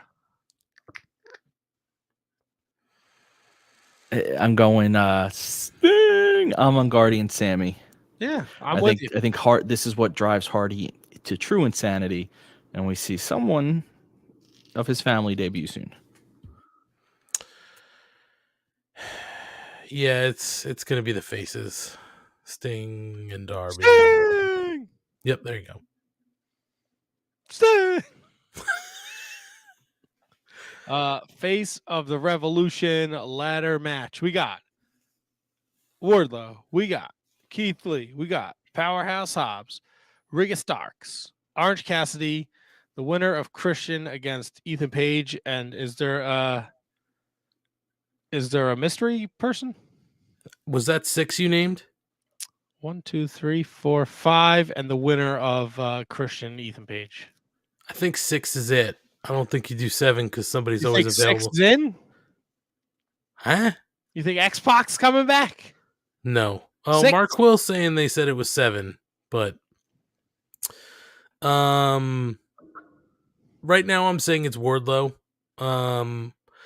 Because I think while a lot of people would say, well, it's got to be Keith Lee, right? You bought him in, you're building him to this. I think Ricky Starks and him take each other out. I think Wardlow gets to the top and gets that ring, and then he's fighting for his life at the TNT title match. I hope the 7th person is Brian Cage.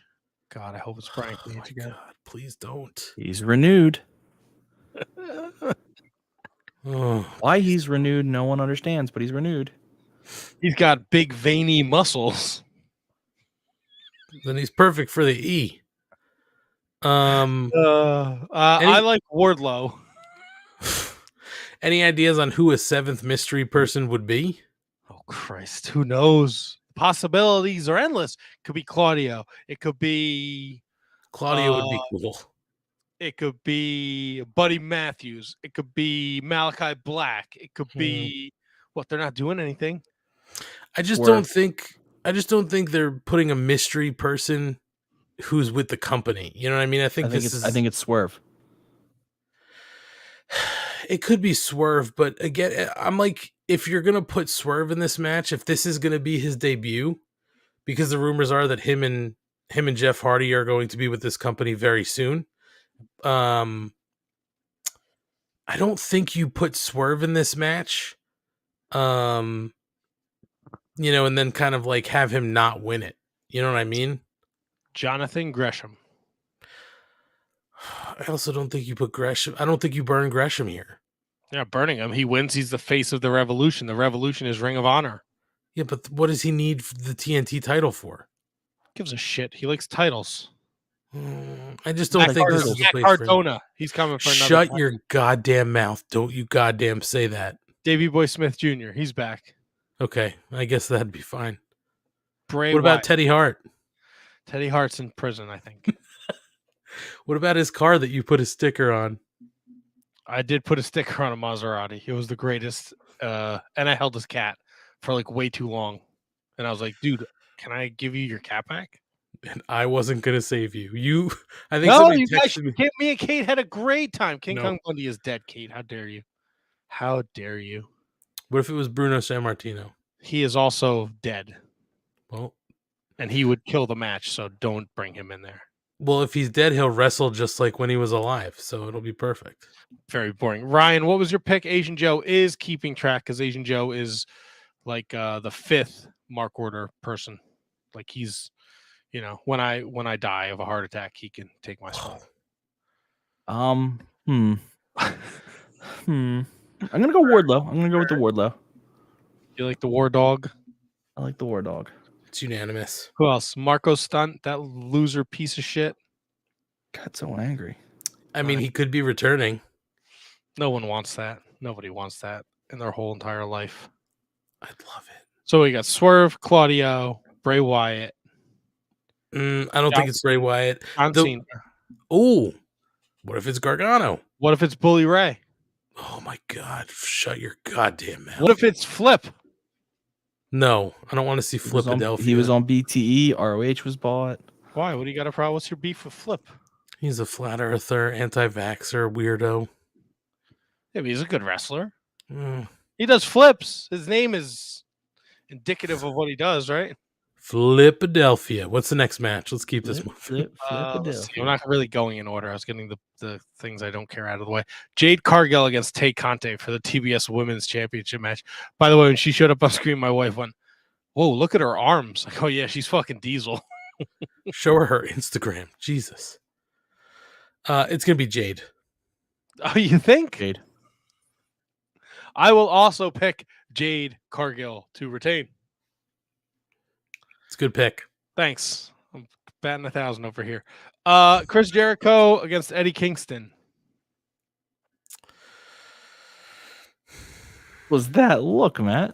That was a who are you gonna pick? Look, okay. I'm going Eddie Kingston. Me too. SK with it. Partner. Yeah, I think it's got to be Eddie. He hasn't really gotten one of these wins, right? He didn't beat Punk. He didn't beat Miro. Miro's in the ladder match. He's a fucking loser. That's why. Oh, it could be Miro. What Redeemer. If it could be Miro. What if it's the box on his head, Kip Sabian? Is it just a box or is it actually Kip Sabian? Kip Sabian, but with a box on his head. Well, I think those two go together when you mention, like, no one's like Rey Mysterio Jr. with his mask on.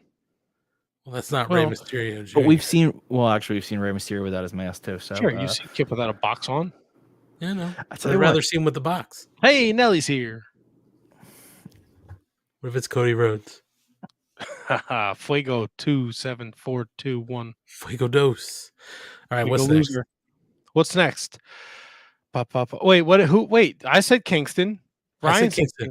Oh, we all said Kingston. Kingston. Yeah, Everyone thinks. Brian Danielson and John Moxley What are you doing? No, don't lay down. I think Mox wins this, but he decides to form the team still. I think Danielson takes it to him and he wins, and then Moxley's like, dude, this guy is a fucking world beater. Why not team up with this ass kicker? Because he's not a loser like Eddie Kingston. I'm gonna go Danielson. I'm sticking with Mox. Stick with Mox. You know, Jesus Christ. Go ahead. Let's keep going. AEW Women's World Championship, Britt Baker and Thunder Rosa. After tonight's match, I think it's Britt. Man, Schlong, what do you think? I'm going with Thunder Rosa. What a cop out.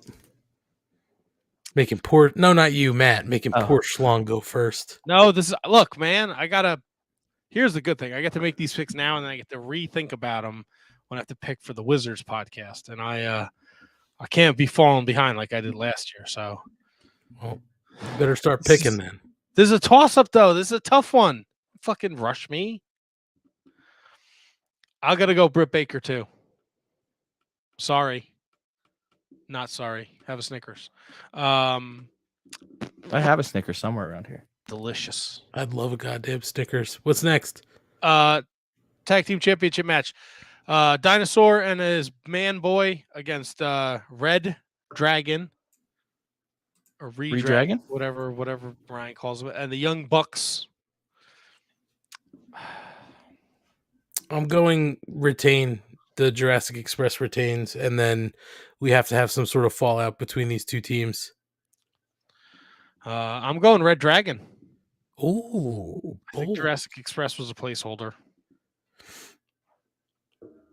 I'm going with exact thinking and pick his aunt. I think it's Jurassic Express. I do think they're a placeholder, Matt, but I think it's for Santana and Ortiz. So I think they get through this, and then Santana and Ortiz take it off them. What's next? I ask myself that all the time. Dog collar match. Ew. Chicago Mid Punk against MJF. Chicago Mid Punk versus MJF. Well, MJF is better than me, and I know it.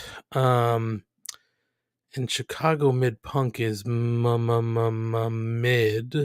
Truth. I'm going MJF. I know that might be like unpopular, but I think MJF is going to win here. I just think he continues to build and kind of beat some of these legendary wrestlers, right? And maybe Punk starts to think he doesn't have it. Maybe we get a heel turn, but I'm going to say MJF. I'm going with Punk because MJF's fallback is this wasn't a real wrestling match. It was a dog collar match. So he didn't really beat me in a wrestling match. I'm still 1-0 against him. And I think you'll see a different side of CM Punk. I am going with MJF.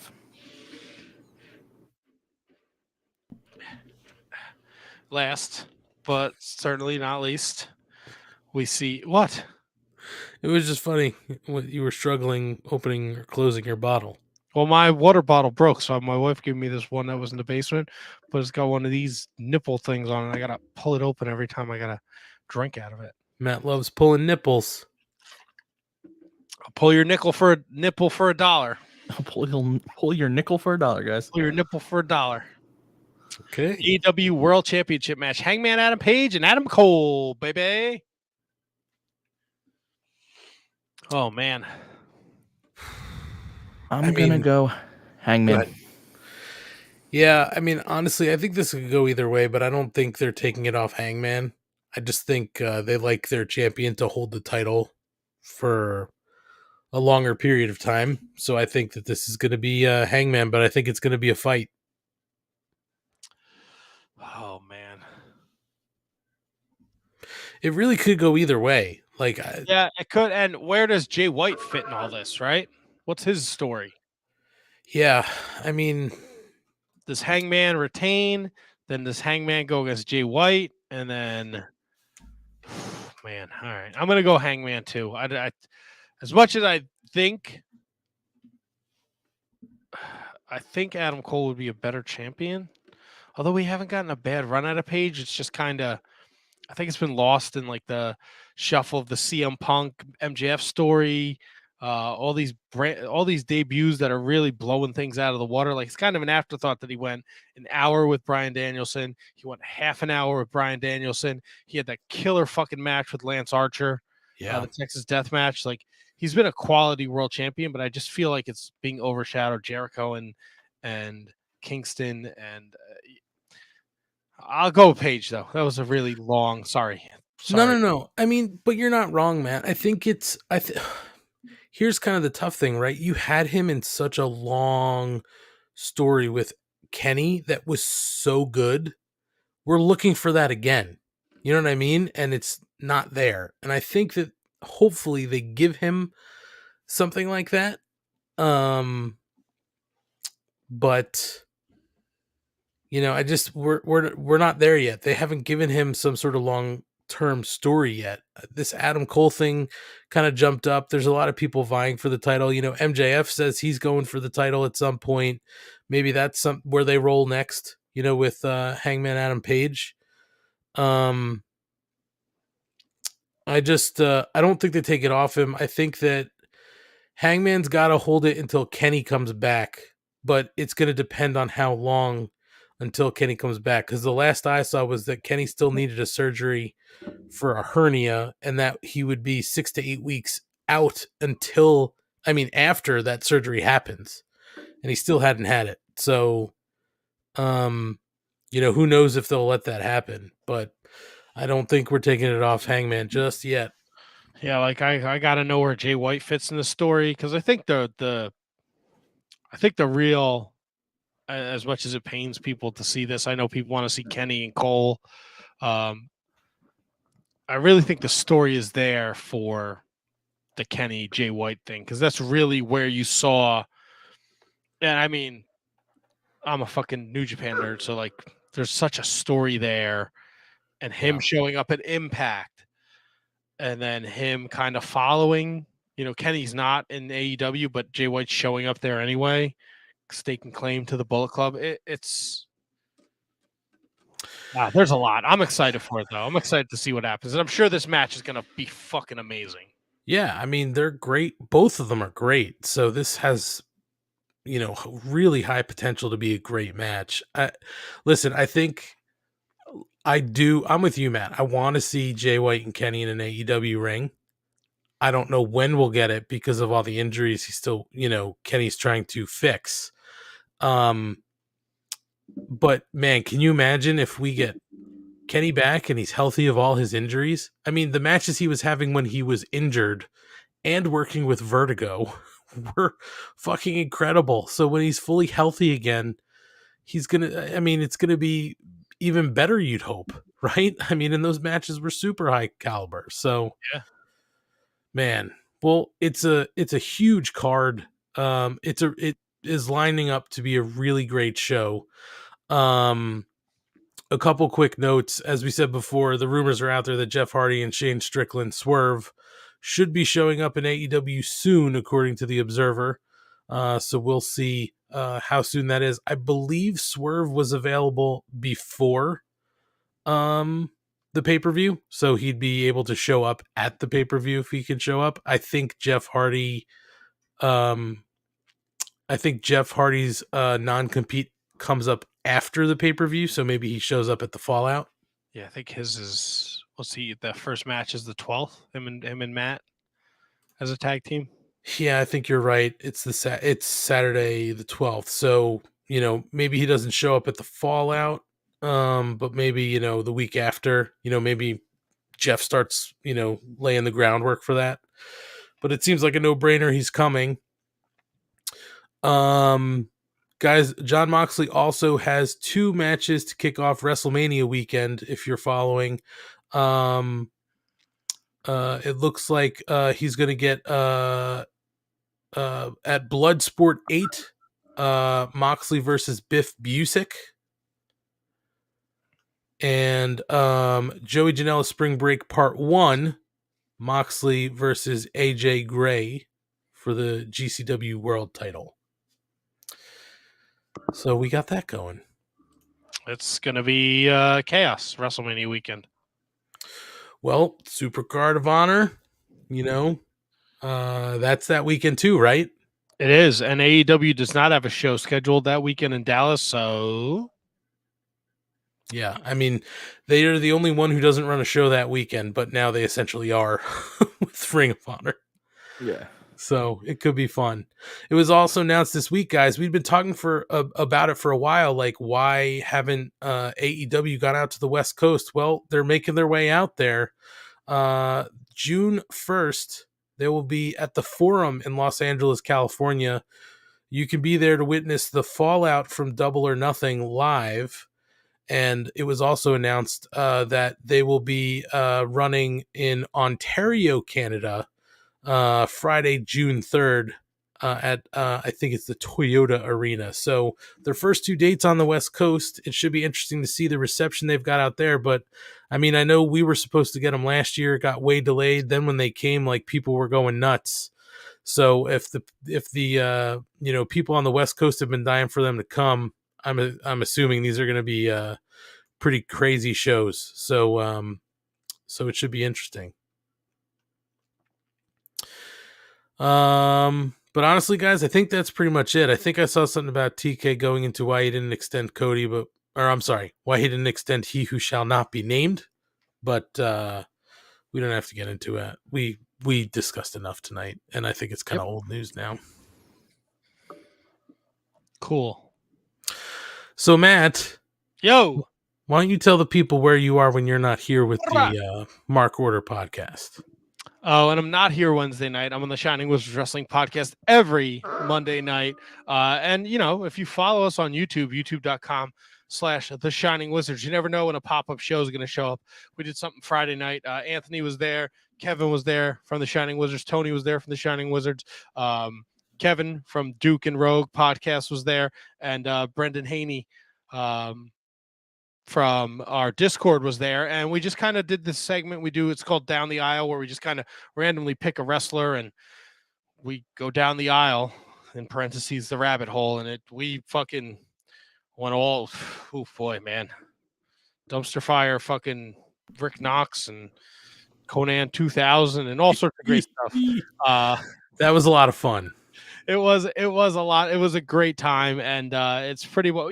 I can't say we're gonna do it every Friday night, but I'll put something out in the Discord. If you're not following the Shining Wizards Discord, you're not part of it. At Wizards Podcast on Twitter, there's a link to the Discord. You can jump right in there. There's also a link tree link there, so you can follow us on all forms of social media. Monday night we have a huge show. We're of course going to cover Revolution Fallout. Kevin's got a top 5 list. We're going to talk obviously about Ring of Honor being brought by TK, and we have New Japan Pro Wrestling star Carl Fredericks joining us, so that should be a lot of fun. So shiningwizards.com is the website, at Wizards Podcast on social media. We're live on the YouTube, Facebook, Twitch, and Twitter too, so come on over, join us Monday night. It's better than Monday Night Raw. Very true. Very true. Better way to spend your time. Ryan, why don't you tell the people where you are on Monday and Tuesday nights? On Monday and Tuesdays, I am live tweeting Dark and Elevation. While I live tweet Elevation, I am listening/watching the Wizards on one screen, and I have Elevation on the other. So I do encourage everyone to go check out that show, because clearly I enjoy it, because I am distracting myself with 2 things. So that's where I am at Mark Order Pod those 2 nights, and that's really all I do. Yeah. And Ryan's available if anybody wants to get him on a podcast or something. Hit him up at Mark Order Pod. I mean, really, any of us, if you want us to be on your podcast, we will add nothing and really distract you during your whole show like we do on this one. But don't forget, as Ryan said, follow us at Mark Order Pod on all social media: Facebook, Instagram, TikTok. Subscribe to the YouTube. If you go to any of our social bios, we have our link tree up.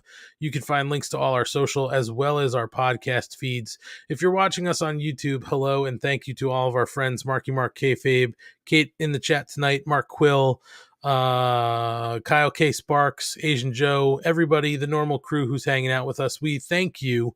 If you are listening in podcast form, we do appreciate you as well. We want you to subscribe wherever you're listening to us in podcast form, rate and review if you'd be so kind. But we do suggest you head over to the YouTube page, subscribe so you can watch us live. And if you can't watch us live, you can always catch us on YouTube. They live there forever, and you can see Ryan's ever-changing backgrounds. Sometimes Matt is shirtless. Things that are in the back of my room as well. And if you go to our social pages and hit up our link tree, you can send a request for some stickers, these new Mark Order podcast stickers that came in today, as well as the V1 of the stickers. You can request them. We'll send them out. Somebody sent us a request during the show, so I'll get them out to you. So they're totally free. We send them anywhere in the world. You just tell us where to send them. We take care of the rest. So thank you for your support.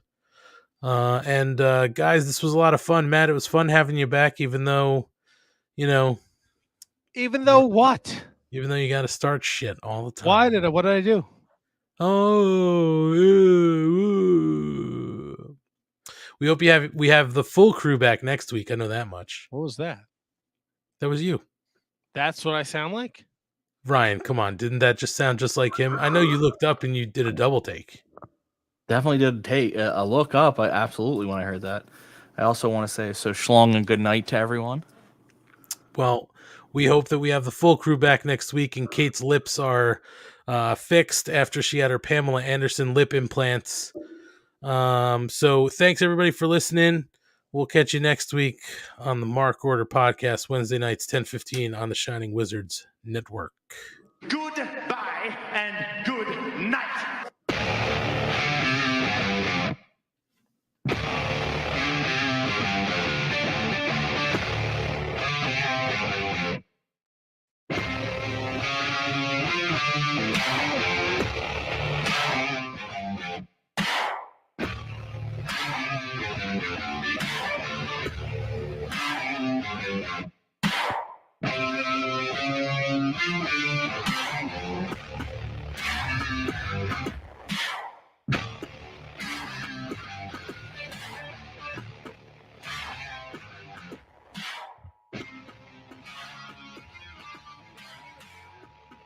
This concludes the Mark Order podcast.